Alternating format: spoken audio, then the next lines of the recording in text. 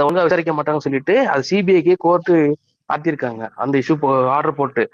DMK வந்து இல்ல மேல்முறையீடு பண்ண போறாங்களா, திருப்பி சிபிசிஐடி விசாரிக்கணும்னு சொல்லிட்டு. சிபிசிஐடி விசாரிச்சா அதை மறைச்சிருவாங்கல்ல, அதனால சொல்லிட்டு அதுதான் திருப்பி மேல்முறையீடு ட்ரை பண்ண போறாங்க. இல்ல இப்ப டிஎம்கே கவர்மெண்ட் வந்து சிபிசிஐடி வேணும்னு கேக்குறாங்களா? இல்ல அவங்களுக்கு வேணாம்னு சொல்றாங்க. சிபிஐக்கு மாத்த வேண்டாம் அப்படிங்கிறாங்க. மாத்தலாம்னு சொல்றாங்களா? எந்த இது ப்ரோ? கள்ளக்குறிச்சி இஷ்யூ. கள்ளக்குறிச்சி இல்ல சுரேந்தர் ப்ரோ, அதாவது சிபிசிஐடி வந்து ஸ்டேட் கவர்மெண்ட் கண்ட்ரோல், சிபிஐ வந்து சென்ட்ரல் கவர்மெண்ட். சென்ட்ரல் கவர்மெண்ட் விசாரிக்க வேண்டாம்னு சொல்றாங்க. தமிழ்நாடு கவர்மெண்ட் விசாரிச்சா உண்மை வந்துருமே, விசாரிச்சா கண்டுபிடிச்சிருவாங்க. அதுக்காண்டிதான் வந்து அடுத்து வந்து சுப்ரீம் கோர்ட்ல இது திருப்பி பண்ண போறாங்க. திருப்பியும் சிஐடியை விசாரிக்கட்டும் சொல்லிட்டு, சிபிசிஐடியை விசாரிக்கட்டும் சொல்லிட்டு. சிபிசிஐடி எப்படி வேங்கை வேல் விசாரிச்சுச்சு அந்த லட்சணத்துல? இல்ல இவங்க ஒரு தடவை போயிட்டு அசிங்கப்பட்டு தான் வர போறானுங்க. ஆல்ரெடி காரி துப்பிட்டு தான் இருக்காங்க சுப்ரீம் கோர்ட். கோட்டே காரி துப்பிருச்சு. இன்னுமாடா கண்டுபிடிக்கிறீங்க? இல்ல மேல ஒன்னு ஷேர் பண்ணி இருக்கவனே இன்வெஸ்டிகேட் பண்ணா எந்த லட்சணத்துல இருக்கும், அதுதான் கோர்ட் சொல்லியிருக்கு. இல்ல மேல ஒரு போஸ்டர் ஷேர் பண்ணியிருக்கேன். அது வந்து என்ன ப்ராப்ளம்னா, அந்த சைல்டு வெல்ஃபேர் கமிஷன் வந்துட்டு ஏடிஎம்கே பீரியட்ல ஃபார்ம் பண்ணியிருக்கானுங்க.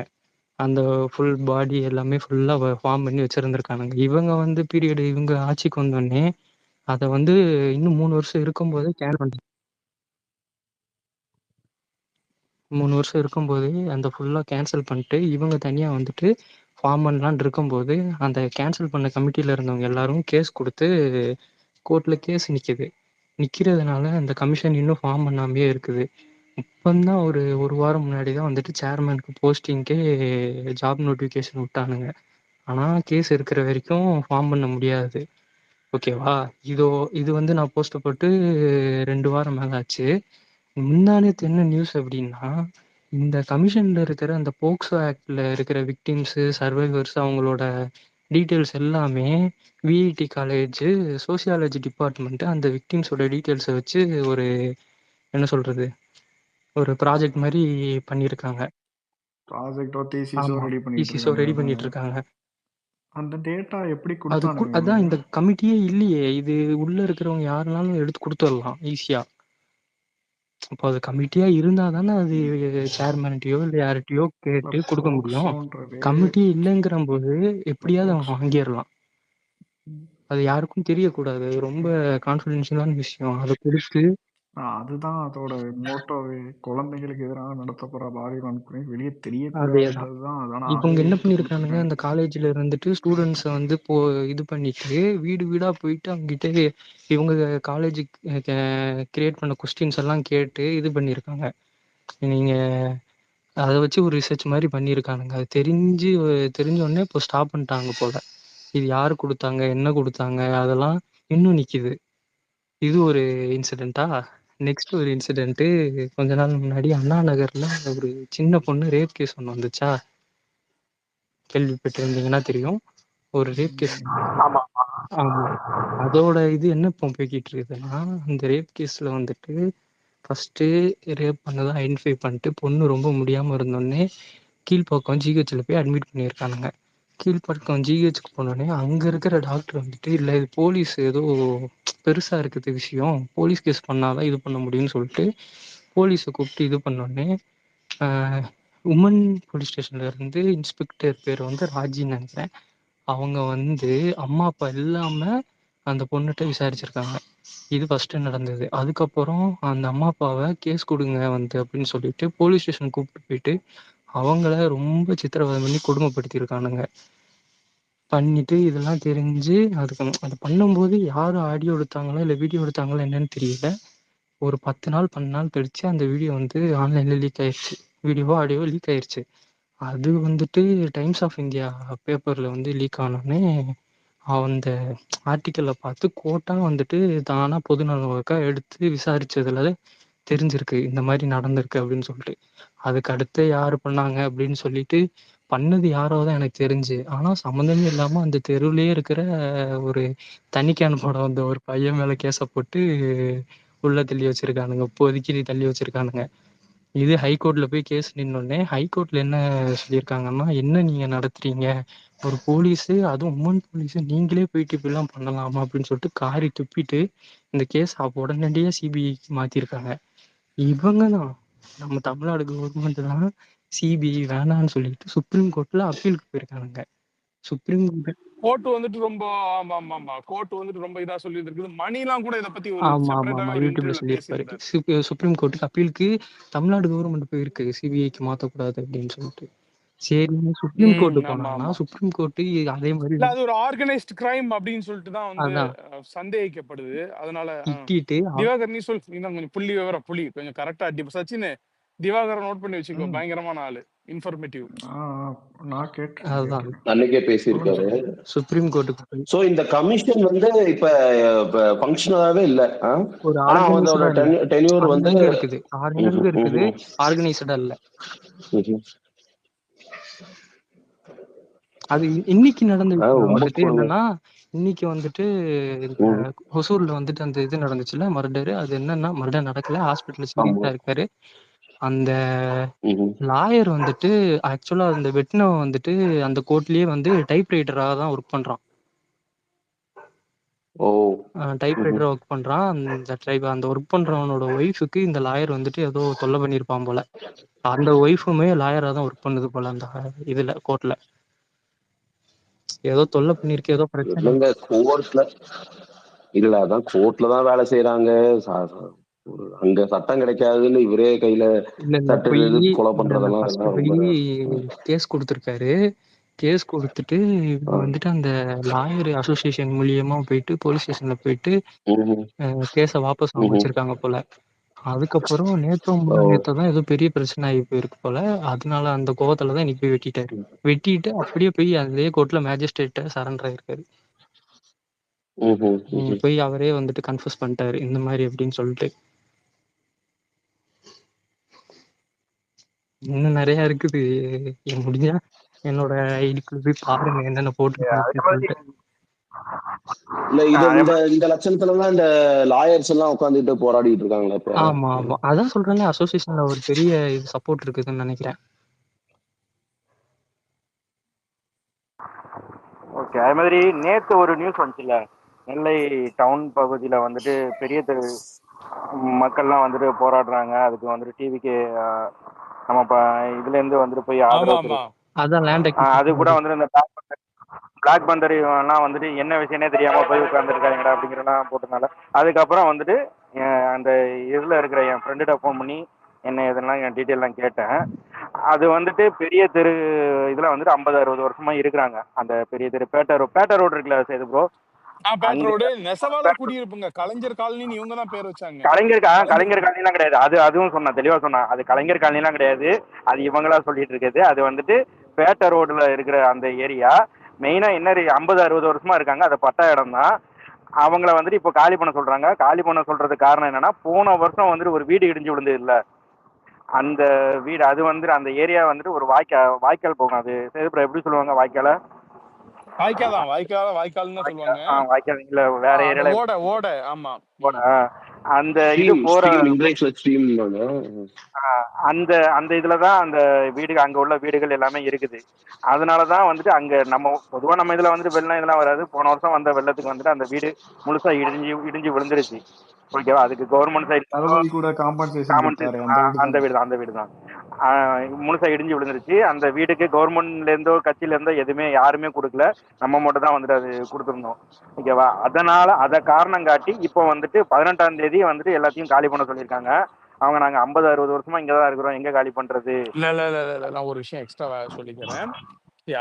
அது மட்டும் மேட்டர் கிடையாது. அதுக்கப்புறம் தான் அந்த சர்வே அதெல்லாம் எடுக்கப்பட்டது. சர்வே எடுக்கப்பட்ட இடத்துல வருவாய்த்துறை அவங்க எல்லாம் வந்து இது பண்ண இடத்துல அது வந்து பாத்தீங்கன்னு சொன்ன இந்து சமய அறநிலைத்துறையுடைய இதை வந்து ஆக்குபை பண்ணிருக்குது அப்படிங்கிறதுக்காக அதை வந்து இது பண்ணணும், வெளியேற்றணும் அப்படின்னு சொல்லிட்டு அதுவும் சொல்லப்படுது. அப்புறம் பிளஸ் வந்து கேஸும் கொடுத்துருக்காங்களாம். அது சம்பந்தமா கோர்ட்ல வந்து கேஸும் வந்துட்டு போயிருக்குது அப்படிங்கிற மாதிரி சொல்றாங்க. ஸோ வந்து இந்த கேஸுடைய இதை பத்தி எனக்கு ஃபுல் டீட்டெயில் தெரியல. அவங்க சொல்றாங்க திமுக தரப்பு ஆட்கள் சொல்றாங்க கோர்ட்டே சொல்லிருக்குது, கோர்ட்டுடைய வெர்டிக்ட் இருக்குது, ஆனா அறநிலைத்துறைக்கு இல்ல சொந்தமானது, அதை சரி ப்ரோ. வச்சுதான் இது பண்ண. ஆனா எனக்கு வருவாய்த்துறை என்ன டவுட் வருவாய்த்துறை இல்ல சொல்லிடுறேன், வருவாய்த்துறை சர்வே எடுத்து இது பண்ணதுல இந்து சமய அறநிலை இங்க வந்துட்டு நந்திவனம் இருந்ததுக்காகவும் தெப்பக்குளம் இருந்ததுக்காகவும் கோவில் இருந்ததுக்குண்டான அறிகுறிகளும் வந்துட்டு இருக்குது. இது இந்து அங்க சமய எங்க தெப்பக்குளம் அறநிலைத்துறைக்கு இருக்குது? சொந்தமா அங்க தெப்பக்குளம் எல்லாம் கிடையாது ப்ரோ. இருந்ததற்கான அறிகுறிகள். அறிகுறிகளா? அதத்தான் அந்த மக்கள் சொல்றாங்க. இந்த நீரோடைய வச்சுட்டு இவங்க சொல்றாங்க இதோடைய ஸ்டார்டிங் பாயிண்ட பார்க்க மாட்டேங்கிறாங்க, இது வேற எங்கேயோ இருந்தது, இதோடைய எக்ஸ்டென்ஷன் இது. இது எங்களுக்கு வந்து நாங்க வந்து வீட்டு தீர்வை கட்டிட்டு இருக்கோம். 25 வருஷமா வந்து சொத்து வரி ப்ரோ நான் கட்டிட்டு இருக்கோம். பிறந்ததுல இருந்து அங்க வீடு இருக்கு. டாக்குமெண்ட் வச்சிருக்கோம். அப்படின்னா இத்தனை வருஷமா எங்ககிட்ட டாக்ஸ் வாங்கிட்டு இருந்தது, அதெல்லாம் இல்ல நாங்க இல்ல புறம்போக்கு இல்ல நிலத்தை அபகரிச்சிருக்கோம் சையத் தெரியாம சையத் ப்ரோ, எங்க கிட்ட வசூல் பண்ணிட்டு இருந்தாங்களா? இது நீங்க சரி ப்ரோ, நான் கேட்கறப்ப எப்படி இன்னொரு தெரியும்? விஷயம் சொல்றேன். இல்ல இன்னொரு விஷயம் சொல்றேன். அந்த வீடு இடிஞ்சு விழுந்தது தெரியுமா? அந்த வீட்டு பக்கத்துல வந்துட்டு டிடிடிஏ அப்படின்ட்டு ஒரு கவர்மெண்ட் ஸ்கூல் இருந்துச்சு, முன்னாடி இருந்தது. கவர்மெண்ட் ஸ்கூலே அந்த இடத்துல தான் இருந்தது. அந்த வீடு ஆனா இப்போ பழைய பில்டிங் ஆன அந்த ஸ்கூல் வந்துட்டு பழைய பில்டிங் ஆனனால வேற இடத்துல மாத்திட்டாங்க. ஆனா கவர்மெண்ட் ஸ்கூலே அங்க இருக்குது. அதெல்லாம் எப்படி வந்துட்டு அவங்க வந்துட்டு பட்டா போட்டு கொடுத்துருப்பாங்க? புறம்போக்கு நிலத்தை ஆக்கிரமிச்சு வந்துட்டு கவர்மெண்ட் ஸ்கூல் நடத்துறீங்களா?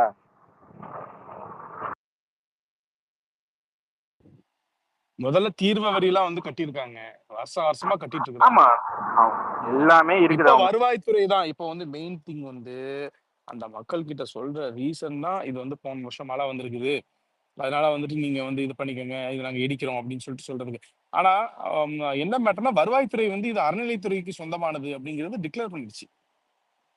ஓகேங்களா? அறநிலைக்கு சொந்தமானவ அபகரிச்சிருக்காங்க, அபகரிச்சு வீடு கட்டப்பட்டிருக்குது, ஆக்கிரமிப்பு நிலங்கள் அப்படின்னு சொல்லிட்டு தான் இதை வந்து இடிக்கிறாங்க. இதை நான் பிறந்ததுல இருந்து பாக்குறேன் ப்ரோ. அங்க வந்து வீடு தான் இருக்குது, எந்த ஒரு தெப்பக்குளமும் இல்ல, எந்த ஒரு இதுவும் இல்ல, ஒரு கோயில் எதுவும் கிடையாது. ஏதோ இந்த நெல்லையப்பர் கோயில் அந்த 4 ரதவதியை சுத்தி இருக்கிற இதை சொல்றீங்களா? ஓகே, அதுவே இங்க ஆக்கிரமிச்சு நிறைய அது பிரச்சனை கிடையாது, அது ஆமா ஓகே, அது இங்க இந்த இதுக்கு சம்பந்தப்படாது அது. ஆமா அதை வேணா சொல்லலாம். இங்க பக்கத்துல கோயிலே கிடையாது. ஒரு கோயில் திருப்பதி சுந்தரி அம்மன்ட்டு வந்துட்டு ஒரு முன்பு ஒரு காலத்துல இருந்ததா வருவாய்த்துறை வந்து கொடுத்துருக்குது, அது தெரிந்தானே உங்களுக்கு? வருவாய்த்துறை இது வந்து இந்து சமய அறணும். ஆனா என்ன அவங்களுடைய வாழ்வாதாரம், பொருளாதாரம் இது எல்லாமே அதை சுத்தியே இருக்குது. நீ அவங்களை வெக்கேட் பண்ணிட்டேன்னா அவங்களுடைய பிழைப்பு, அவங்களுடைய அது அன்றாட மெயின் வருமானம். Town city bro, Surender bro, Tirunelveli town அது டவுனு, புரியுதா? அதுல வந்துட்டு சொந்த வீடு வச்சிருக்கவன் வந்துட்டு திருப்பி அந்த டவுனுக்குள்ளேயே வந்துட்டு உங்களுக்கு வீடு பாக்குறான், வாடகை வீடு போறாஇருந்தாலும் அதிக ரேட் வரும், அதிக வாடகை வரும். இல்லைன்னா அவுட்டர்ல தான் போகணும். நீங்க அவுட்டர்ல போறதுக்கு அவன் இங்க வேலை வாய்ப்புகளை வச்சுக்கிட்டு அவுட்டர்ல போய் எப்படி இருப்பான் அவன்?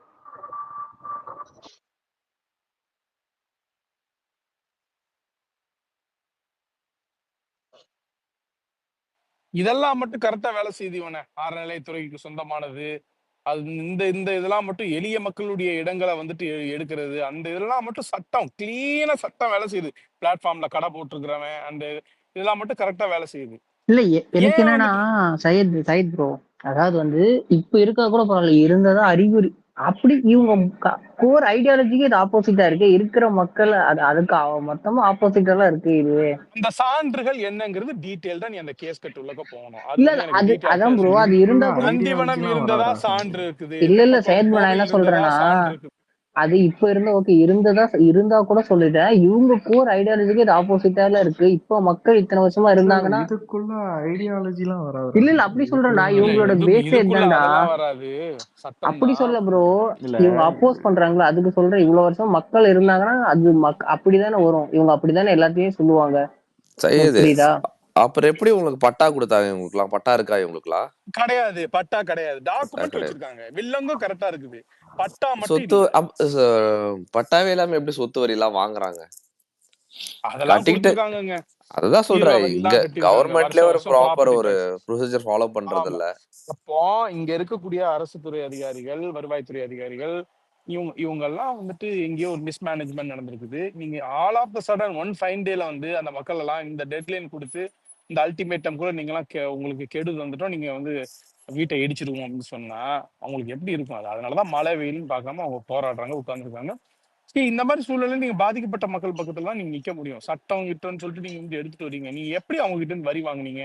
இன்னைக்குதான் கண்டுபிடிக்கிறீங்களா அது ஆக்கிரமிக்கப்பட்டிருக்குன்னு? இன்னைக்குதான் இல்ல உங்களுக்கு தெரியுதா? இல்ல இன்னொன்னு எங்க மாவட்டத்திலயே நடந்துச்சு. நான் கூட இருந்தேன்.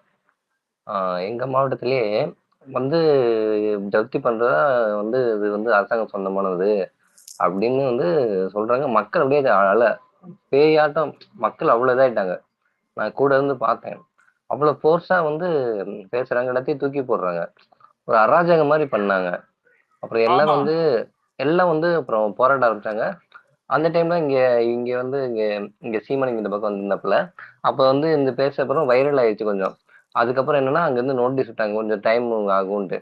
அங்க என்னன்னா மக்கள் வந்து ஒரு இதாவே பார்க்கல, கிளம்புமா அது ஏதோ ஒரு கிள்ளுக்கிற மாதிரி அவங்க நினைச்சுக்கிட்டு இருக்காங்க. இவங்க எல்லாம் என்ன கேட்டுற போறாங்க, இவங்களுக்கு கேட்க யார் இருக்கா, இப்ப நம்ம சொன்னா காலி தான் பண்ணி ஆகணும் அப்படின்ற ஒரு ஆட்டிடியூடு தான். இவங்களுக்கு கேட்க யாருமே இல்ல அப்படின்ற ஒரு ஆட்டிடியூடு தான் இருக்கு அவங்கள்ட்ட. என்னமோ இப்ப சொல்லிட்டு இப்பயே காலி பண்ணுன்னு சொல்றாங்க.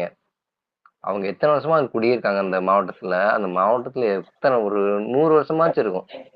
அப்ப அத்தனை 60 வருஷமா வருஷத்துக்கு மேல இருக்காங்க. 60 வருஷத்துக்கு மேல இருக்காங்க. ஆமா. இப்போ வந்துட்டு 25 இயர்ஸ் அவங்க வந்துட்டு அவங்க கட்டின இதெல்லாம் இருக்குது. எல்லா டாக்ஸஸும் வந்துட்டு பே பண்ணிட்டு இருக்கிறாங்க. ஆமா. இப்ப திடீர்னு வந்து நீங்க இடிச்சிடுவேன் இது பண்ணா யோசிச்சு பாருங்க. அவங்களுடைய வாழ்வாதாரம், அவங்க தலைமுறையா இருந்தது, அவங்க ஊரு, தெரு எல்லாமே அந்த இதுல இருக்கும் பொழுது, இது திடீர்னு வந்து இது அதுக்கு ஆக்கிரமிக்கப்பட்டிருக்குது, இதுக்கு ஆக்கிரமிக்கப்பட்டிருக்குன்னா 60 வருஷம் கழிச்சு வந்து கண்டுபிடிப்பீங்களா நீங்க? இல்ல இன்னொன்னு, கவர்மெண்ட் வந்து ஒரு வெல் எஜுகேட்டட் ஒரு சிஎம்மா இருந்தாருன்னா என்ன பண்ணுவார்னா, தற்போதைக்கு நீங்க தங்கறதுக்கு அரசாங்கம் ஒரு இடம் பார்த்து வச்சிருக்குமா, நீங்க இந்த உங்க வீட்டுல இருக்க அந்த சாமான் அதை எல்லாத்தையும் எடுத்து நீங்க அந்த ரூம்ல தங்கிக்கலாம், கொஞ்சம் உங்களுக்கு டைம் கொடுக்குறோம், இப்போதைக்கு இந்த இடத்துக்கு மாத்திக்கோங்க, அதுக்கப்புறம் நீங்க கொஞ்ச நாள்ல நீங்க வேற வீடு பாத்துக்கோங்க அப்படின்னு சொல்லணும். அதாச்சும் ஒண்ணு ரெக்வஸ்டா சொல்லணும். எதுவுமே இல்லாம உள்ளாக பூந்து என்னமோ மன்னராட்சி மாதிரி இவன் மாட்டு வந்து கிள்ளுக்கிற மாதிரி மக்கள் வந்து பேசலாம். இல்ல சேது ப்ரோ, எனக்கு நான் இது டவுட்ல தான் கேக்குறேன். அறிவாலயம் அந்த இடமே வந்துட்டு பட்டா இல்லைன்னு சொல்லுவாங்களே என்ன? அது அவங்க ப்ரூவ் பண்ணலையே, அவங்க டாக்குமெண்ட் எல்லாம் கொடுக்கலையே. அது அதெல்லாம் வந்துட்டு பாத்தீங்கன்னு சொன்னா அதெல்லாம் ஆர்கியூமெண்ட்டுக்காக அவன் பேசுறது. அதெல்லாம் நிரூபிச்சா கோர்ட்ல கேஸ் போட சொல்லுங்க. அது என்ன அதெல்லாம் சும்மா வந்து விவாதத்துக்காக எதையாவது பேசிட்டு அதை விட்டுத்துலங்க. நாம அறிவாலயத்தை பத்தியும் பேச தேவையில்ல, எளிய மக்களோட நலத்தையும் பறிக்க தேவையில்லை. அதையும் நீங்க வந்து அதுக்கும் கவர்மெண்ட் ஒரு சொல்யூஷன் ஏற்படுத்தி கொடுக்கணும் இல்லையா? ஆமா, கவர்மெண்ட் சொல்லி இப்ப இல்ல, அட்லீஸ்ட் இப்பயாச்சும் என்ன பண்ணிடணும். ஓகே, இப்ப சொல்றீங்களா தமிழ்நாட்டுல எந்தெந்த இடத்துல இது மாதிரி இருக்கு, நீங்க ஒரு வெள்ளை அறிக்கை விடுங்க, எல்லாருமே ப்ரிப்பேர் ஆகட்டும். ஓகே, இதெல்லாம் வந்து ஆக்கிரமிப்பு நீங்க ஒரு யாரு வெளிப்படையா ஒண்ணு அறிவிங்க, மக்களுக்கு தெரியட்டும். போன வருஷம் இந்த வீடு இடிஞ்சு விழுந்ததுனாலதான் இதை நீங்க பண்றேன்னா, அப்ப இன்னும் இந்த மாதிரி எத்தனை இடங்கள் இருக்குது? அதெல்லாம் நீங்க எப்படி வந்துட்டு யாரு வந்துட்டு இதெல்லாம் வந்து உங்க மாறி மாறி 60 வருஷமா நீங்க ரெண்டு கட்சி தான் ஆண்டுட்டு இருக்கீங்க. உங்க 2 ஆட்சி காலத்துலயும் தான் வந்துட்டு இந்த பட்டா போட்டு கொடுத்தது இது எல்லாமே நடந்திருக்கும். நீ மாறி மாறி அவனை கை காமிக்கிறது இவனை கை காமிக்கிறது தான் இருப்ப. அப்ப மக்கள் தான் பாதிக்கப்படுறாங்க. அவங்க தப்பு பண்ணாங்கன்னே இருக்கட்டும், அவங்க தப்பு பண்றதுக்கு நீங்க அனுபவிச்சிருக்கீங்கல்ல, அப்ப அதுக்கு யார் நஷ்டஈடு கொடுப்பா? ஆமா, அது வந்து அதுக்குதான் இன்னொருத்தன் உள்ளக்கு வந்து வந்துடக்கூடாது அப்படின்ற 2 பேருமே பிளான்டா இருக்காங்க, வெல் பிளான்டா இருக்காங்க. நம்ம 2 பேத்துக்குள்ள நம்ம சண்டை போட்டுக்கலாம், ஆனா இன்னொருத்தர் வந்து புதுசா யாரும் வந்துடக்கூடாது அப்படின்றதுல இது. அதனாலதான் இவங்க போக்கஸ்டா இருக்காங்க. இதெல்லாம் வந்து அன்னைக்கெல்லாம் கண்ணுல பாக்குறப்ப அப்படி அவங்க பண்ண அராஜகம்லாம் அப்படி இருந்துச்சு. ஏன்னா அவன் அப்ப நம்ம அங்கிருந்து பாக்குறப்ப இப்ப எதுவுமே கேட்கறதுக்கே ஆள் இல்லையடா அப்படின்ற ஒரு நிலைமைதான். ஒரு சாதாரண மக்களை நம்ம இருக்கிறப்ப எப்படி ஆகும்? போப்பா அப்படின்னு சொல்றப்ப நம்ம போய் தானே ஆகணும். நம்ம போய் யார்கிட்ட போய் பேச முடியும்? அங்க போனா எல்லாமே மேல பிரஷர்ல தான் இருப்பாங்க, யார்கிட்ட போய் ஒண்ணுமே ஆகாது. இப்ப அவங்க அடிப்பாங்க, எங்க அடிக்கிறாங்க போக சொன்னா போய் தான் ஆகுன்ற மாதிரி இப்ப மக்கள் இருக்காங்க. அந்த மாதிரிதான் இப்ப நிலவிட்டு இருக்கு. ஆனா இவங்க என்ன பேசிட்டு இருக்காங்க, சமூக நீதி எல்லாருக்குமான இது அப்படின்னு சும்மா இந்த பழைய தத்துவத்தையே பேசிக்கிட்டு இதையே பேசிட்டு இருக்காங்க. ஏதோ வரலாறுலாம் எடுத்து எடுத்து பேசிட்டு இப்ப நடக்குது என்ன, கரண்ட்ல மக்கள் என்ன பேஸ் பண்றாங்க, அதெல்லாம் வந்து எதுவுமே பேச மாட்டாங்க. எல்லாத்தையும் வந்துட்டு அரசியலாக்குனீங்களே. இப்ப எல்லாமே உங்களுக்கு எதிராக திரும்பி நிற்கும் போது வந்துட்டு நீங்க என்ன மொட்டு கொடுக்குறீங்க? ம் 8 வழிச்சாலைக்கு உட்காந்துட்டு போராடினீங்க. இன்னைக்கு ஆமா 8 வழிச்சாலை பரந்தூர் விமான நிலையம் வந்துட்டு இப்போ நீங்க அதுக்கு என்ன பண்ணிட்டு இருக்கீங்க? அதெல்லாம் பேர் மாத்துறாங்க. பேரை என்ன பண்றாங்க, பேரை புதுசா மாத்தி அதே திட்டத்தை கொண்டு வராங்க. அரசு இன்னொன்னு இன்னைக்கு அதிகாரிகளே வந்து ஏமாத்துறாங்க. அங்க போய் நேர்ல நின்னு உங்க கூட இருப்பேன், பழைய ஓய்வூதிய திட்டத்தை கொடுப்பேன்னு சொல்லிட்டு வந்துட்டு 4 வருஷம் சீட்டை நல்லா தேய்ச்சிட்டு இன்னைக்கு அறிக்கை விடுறாங்க. கவர்மெண்ட் படிச்ச எம்ப்ளாயே ஏமாத்துறீங்கன்னா சாமானிய மக்கள் நீங்க எவ்வளவு ஏமாத்துவீங்க? ம் ஆமா. இன்னொன்னு இன்னைக்கு போட்டது வந்து இந்த கொலை செய்யப்பட்ட அந்த பாதுகாப்பு இல்லை எங்களுக்கெல்லாம் அரசு ஊழியர்கள் அப்படின்னு ஒரு இது போட்டிருந்தாங்க பார்த்தீங்களா? அதுல கீழே ஒரு லைன் எழுதியிருந்தாங்க பார்த்தீங்களா? கவனிச்சிங்களா? என்னன்னா அங்க வந்து இந்த மாதிரி அரசு ஊழியர்கள்லாம் இருக்கிற இடத்துல காவல்துறை அதிகாரிகள் வந்து முன்னாடி இருந்துட்டு இருந்தாங்க. இப்ப என்ன பண்ணிருக்காங்கன்னா இந்த அரசு நாங்க வந்து செலவை குறைக்கிறோம்னு சொல்லி அந்த பாதுகாப்புக்கு இருந்த அதிகாரிகள் எல்லாம் எடுக்கிறாங்க. அப்ப எடுக்கிறப்ப அங்க பாதுகாப்பு இல்லாத சூழல் நிலவுது. இதை வந்து அவங்க மென்ஷன் பண்ணி ரைட் அப்ல கொடுத்துருக்காங்க. அந்த அறிக்கையில வந்து கொடுத்துருக்காங்க. இப்படி வந்து நீங்க வந்து ஒரு புது திட்டம் வந்து நீங்க கொண்டு வரேன்ற பேர்ல இருந்த பாதுகாப்பு எல்லாத்தையும் நீங்க செலவு குறைக்கிறேன்னு அவங்களெல்லாம் நீங்க எடுத்துக்கிட்டீங்க. அதனால இப்ப யாருக்கும் பாதுகாப்பு இல்லாத நிலைமையில இருக்கு. நீங்க புது திட்டம் வந்து நீங்க கொண்டு வாங்க, அது பிரச்சனை இல்லை. ஆனா இருக்க பாதுகாப்பை நீங்க மெயின்டைன் பண்ணிட்டு புதுசா ஒண்ணு கொண்டு வாங்க. நீங்க செலவை குறைக்கிறேன்ட்டு எங்க உயிருக்கு பாதுகாப்பு இல்லாத நிலைமை நீங்க மறுபடியும் பண்ணிட்டு இருக்கீங்கன்னு மென்ஷன் பண்ணியிருக்காங்க.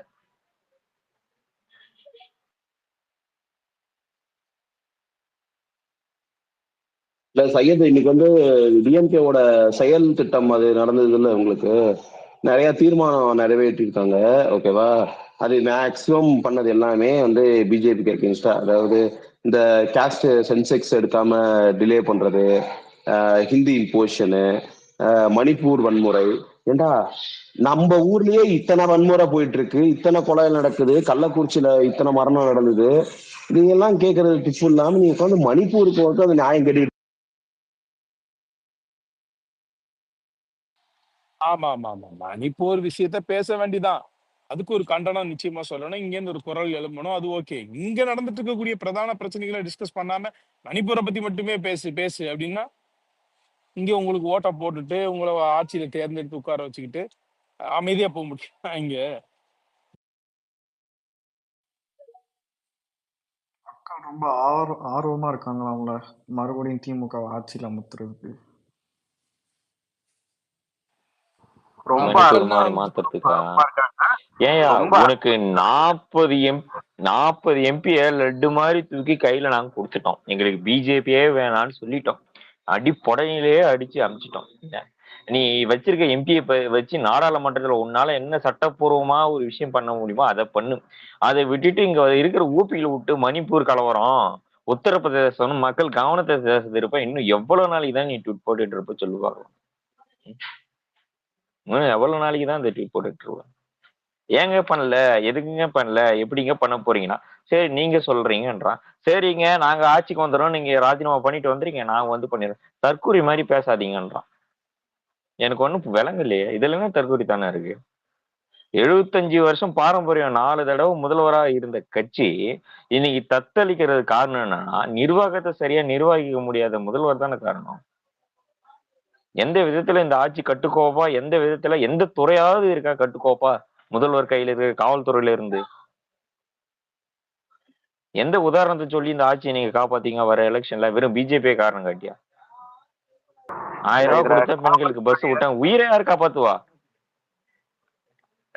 உயிரை யார் சார் காப்பாத்துவா? நம்ம காவல்துறையும் சொல்றோம், ஆனா இங்க இருக்க அமைச்சர்களே பேசிட்டு இருக்காங்க. நீங்க பழைய இப்ப ரீசெண்டா நடந்த வீடியோஸ்லாம் பாத்தீங்கன்னா அமைச்சர்களே பேசுறாங்க.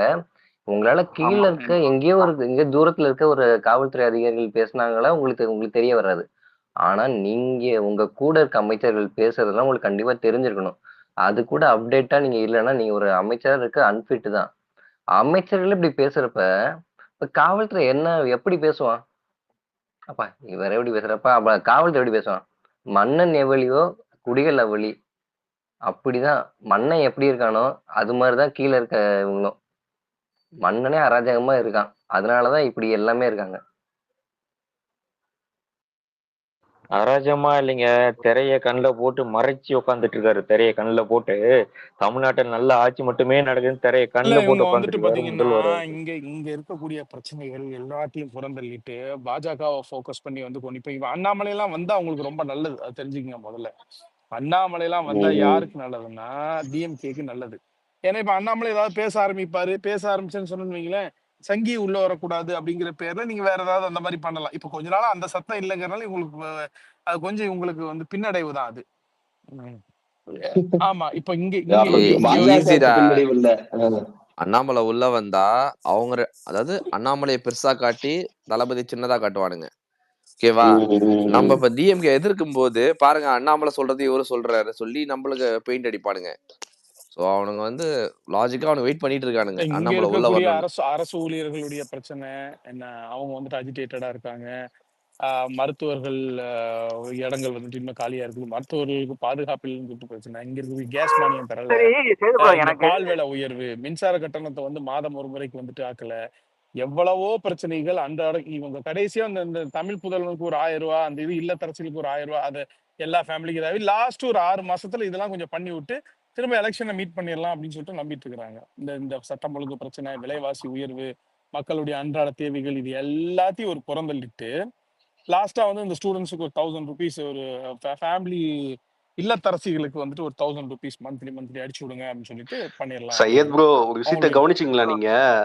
அதாவது தகுதியான மகளிருக்கு மட்டும்தான் 1000 ரூபான்னு அறிவிச்ச கவர்மெண்ட் இப்ப எல்லாத்துக்கும் எதுக்கு அந்த ஜீவோ திடீர்னு கொண்டு வரணும்? என்ன காரணம் சொல்லுங்க பாப்போம். எலெக்ஷன் வரப்போகுது. எலெக்ஷன் வரப்போகுது. இன்னொன்னு என்னன்னா பயம், டிவிகே மேல இருக்கக்கூடிய பயம், வேற ஒண்ணும் கிடையாது. அது மட்டும் கிடையாதுங்க. நீங்க அடுத்த தேர்தலை பாத்தீங்கன்னா என்னெல்லாம் இலவசமா அறிவிப்பாங்கன்னு மட்டும் பாருங்க. அவங்க எதை வேணாலும் இலவசமா கொடுக்கலாம். ஆளுக்கு ஒரு ஐபோன் இலவசம். இது காலங்காலமா பண்றதா போய் விடியலுக்கு வாக்களிங்க, எழுதி வச்சிருங்கடா டே ஊபிஸ். ஆளுக்கு ஒரு வீட்டுக்காரன் கூட சொல்லாங்க, எல்லாமே கொடுக்க போறதா என்ன. அதான் நம்மளால ஒருத்தர் வண்டியில ஏறிக்கா பாரு, ஏமா நகைலாம் எங்க இருக்கு, எத்தனை பேங்க்ல வச்சுங்க, அது எங்க இருக்கு, உங்க ஆட்சியில எல்லாம் கழுத்துல இருந்து புடின்னு போட்டானுங்க. ஏமா இரும்புக்காரங்க இதுமா, இல்லைங்களே. அப்ப நீ மணிப்பூர் பாஸ் ப்ரோ, உங்க நகைச்சுவை போதும். நகைச்சுவை இல்ல, புகைச்சுவையே என்ன, நீ போயிட்டு போட்டு பாருங்க ஊபி அக்கௌண்ட்ல. ப்ரோ சும்மாரிங்க. சரி ப்ரோ, இப்போ ஒரு விஷயம் நடந்துச்சு, அது சொல்றேன். சரி ஓகே. இவன் செட்டில் பார்க்க வரதராஜா தேட்டர் கிட்ட இப்போ ஒரு 6-7 மணிக்கு நின்றுட்டு இருந்தேன். ஓகேவா? ஒருத்தர் வந்துட்டு தாம்பரம் போகணும் அப்படின்ட்டு சவாரி பைக்ல இருந்து கேட்டாரு. சரி ஓகேன்ட்டு போனேன். பார்த்தா வந்துட்டு செட்டிலப்பாக்கம் போலீஸ் ஸ்டேஷன் போனோம். அங்க 2 பேரை அக்யூஸ்டுன்னு நினைக்கிறேன், 2 பேரை உட்கார வச்சு 2 பிசி வந்து ஏறினாங்க வண்டியில. தாம்பரம் குரோம்பேட்டு ஜிஹெச் போனோம் அப்படின்னு சொல்லிட்டு ஏறினாங்க. ஏறிட்டு வரும்போது 2 பிசியும் பேசிட்டு வராங்க. இன்னைக்கு மட்டும் 2 அடிதடி கேஸ் அப்படின்ட்டு பேசிட்டு வராங்க. இன்னைக்கு மட்டுமே 2 அடிதடி கேஸ் வந்திருக்குது. இதுதான் செட்டிலப்பாக்கம் ரொம்ப அவங்களே சொல்றது என்னன்னா, ரொம்ப இந்த மாதிரி ரொம்ப அவுத்து விட்டா அப்புறம் இன்னும் 2 வருஷத்துல வந்துட்டு டெய்லி ஒரு கொலை கேஸ் வர கூட வாய்ப்பு இருக்குது. அந்த மாதிரி அவுத்து விட்டாங்க எல்லாத்தையும் அப்படிங்கிற மாதிரி அவங்க சொல்லிட்டு வராங்க.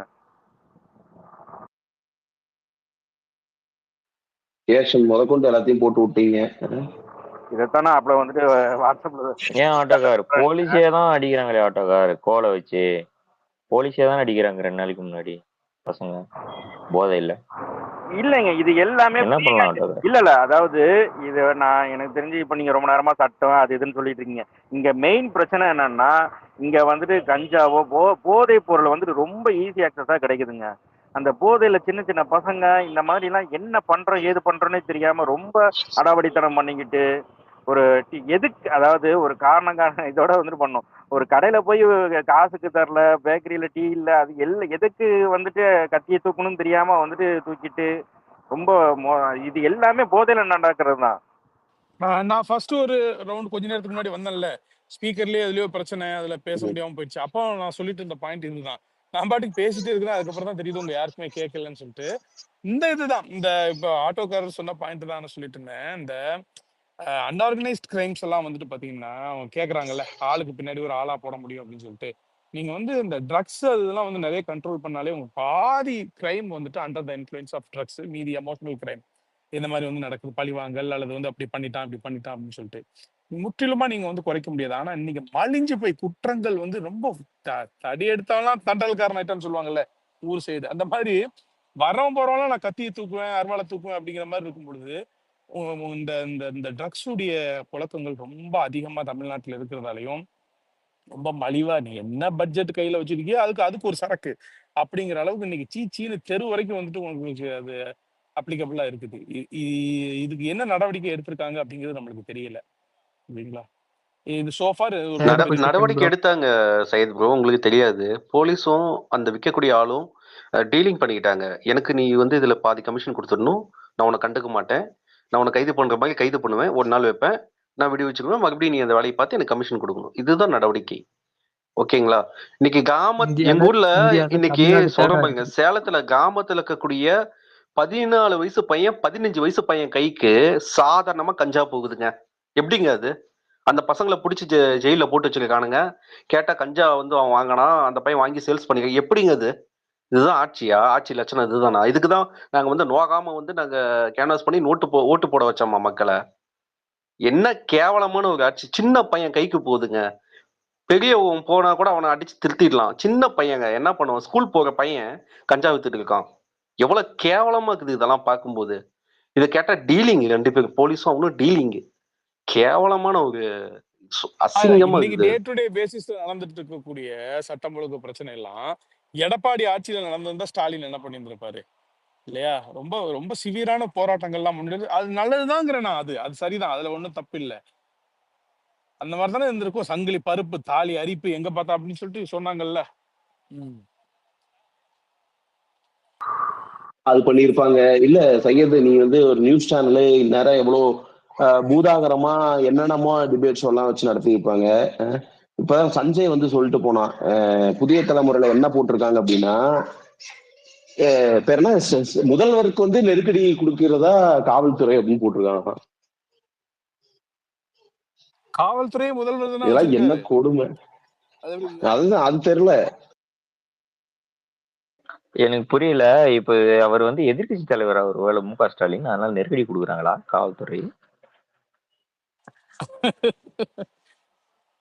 ஏன் எதிர்கட்சி தலைவரா நீங்க? நான் கூட சிஎம் நினைச்சிட்டு இருந்தேன். அப்புறம் அந்த மாநாட்டுக்கு போனவங்களுடைய லிஸ்ட் எல்லாம் இப்ப எடுத்துட்டு இருக்காங்க எங்க பகுதியில. போலீஸ் சிஎம் வந்து யாராவது மாநாட்டுக்கு போனாங்க, எடுக்கிறாங்களா? நிஜம் நிஜம் நிஜம் சொன்னாங்க, பொய் இல்ல நிஜம். என்ன பண்ண போறாங்க தெரியல மாம்சா, அதான் என்னன்னு தெரியல. அது லிஸ்ட் அவுட் போயிட்டு இருக்குது. எனக்கு என்னவோ எடுத்துட்டு ஆளுக்கு 1000 ரூபாய் கொடுத்துருவாங்க போல இருக்குது. 5000 ரூபாய் கொடுக்குறோம். இல்ல இல்ல, அது எடுத்து வச்சிருப்பாங்க. நாளை பின்ன ஏதாவது ஒரு சின்ன விஷயம்னாலும் வந்துட்டு இது பண்றது. அது ஒரு பயமுற்று என்ன பண்ணிடுவாங்கன்ற. நான் எத்தனை பேரை பயமுறுத்து, எத்தனை கேஸ் போடுவேன். நீங்க அதுதான் நீங்க வந்துட்டு அங்க கனடால இருந்துகிட்டு நீங்க இதெல்லாம் பேசலாம். இங்க லோக்கல்ல இல்ல நான் என்ன கேக்குறேன், இப்போ தாம்பரத்திலேயே ஒரு 1 லட்சம் பேர் போயிருக்கான்னு வச்சுக்கல, ஒரு 50,000 போயிருக்கான், 10,000 போயிருக்கா கூட வச்சுக்கோ. கிடையாது, அப்படி கிடையாது. போனவங்க லிஸ்ட் எல்லாம் எடுக்கல, கூட்டு போனவங்க.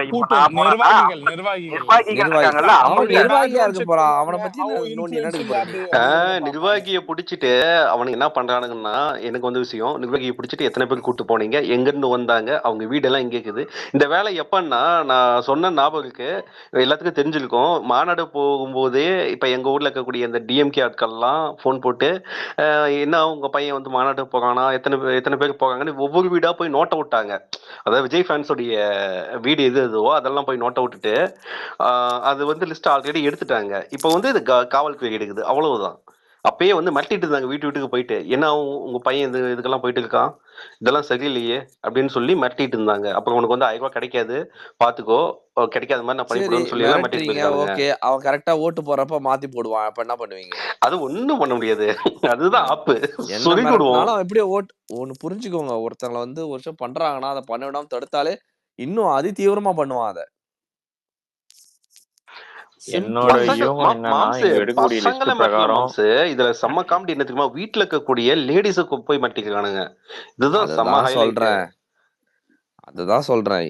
அப்ப பண்ணும்போது அவங்களுக்கே தெரியும்ல, அவங்களே டிஎம்கேக்கு போட்டிருக்கலாம் ஓட்டு. இப்ப இவங்க வந்து இப்படி பண்றாங்க அந்த அப்படின்னு. வார்த்தையை தான் சொன்னாங்க. இவனுக்கு இப்பயே இப்படி பண்றானுங்கல்ல, இன்னும் 1.5 வருஷம் தானே கவனிச்சிக்கிறேன் இவனுங்கள்ல அப்படின்னு. டிஎம்கேக்கு ஓட்டு போட்ட ஆட்களே, என் ஃபேமிலி உட்பட நான் சொல்றேங்க, டிஎம்கேக்கு ஓட்டு போட்ட ஆட்களே அவங்க இந்த ஆட்சி காரி துப்ப ஆரம்பிச்சிட்டாங்க. ஒண்ணுமே இல்லைன்னு சொல்ல ஆரம்பிச்சிட்டாங்க. அதுதான் ரியாலிட்டி. இது வந்து இங்க முட்டு கொடுத்துட்டு இருக்கானுங்க. இங்க ஐடி இவங்க வச்சு அவர் எப்படி தெரியுமா, அவர் என்னென்ன பண்ணாரு தெரியுமா, அவர் சாதனை என்ன தெரியுமா அப்படின்னுட்டு அந்த அவர் சாதனையா தெரியுமே.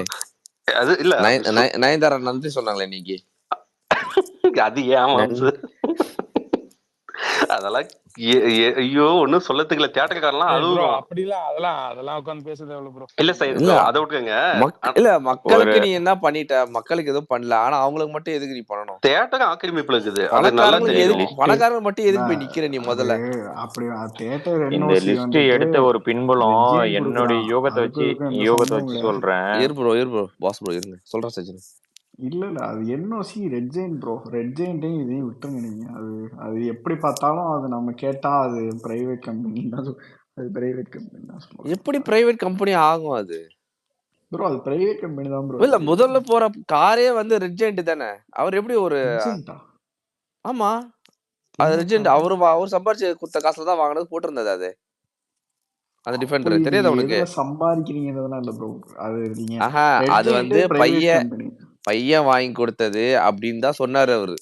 பையன் வாங்கி கொடுத்தா அதை நான் கிஃப்ட் பண்ணலாம். அதெல்லாம் இந்த விதமான எப்படி கிஃப்ட் வரும்? ஒரு நான் அதான் சொல்றேன். நீங்க ஸ்டாலின் எவ்வளவு ஏழையா இருக்காரு. நம்ம திரள்நிதி பண்ணி அவங்க இன்னொரு கார் வாங்கி தரலாமாப்பா ஸ்டாலினுக்கு? வந்து பிரைவேட் தான். திரள்நிதி பண்ற அளவுக்கு அவங்க இருக்காங்க.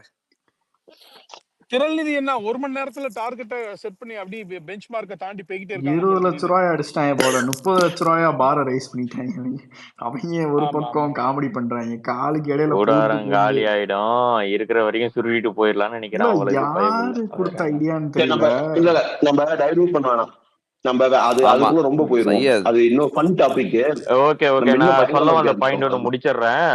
ஒரு நிமிஷம். அந்த உளவுத்துறை எடுத்த அந்த விவகாரம் என்ன விஷயம்னு பாத்தீங்கன்னா, சப்போஸ் இந்த எடுக்கிறாங்களே இவ்வளவு கூட்டம் போனது, இதெல்லாம் யாரு ஆர்கனைஸ் பண்ணிட்டு போனதுன்னு நாளைக்கு என்ன நடக்கலாம்னா, இவங்கள அவங்க கட்சிக்குள்ள இழுக்க பார்க்கலாம்.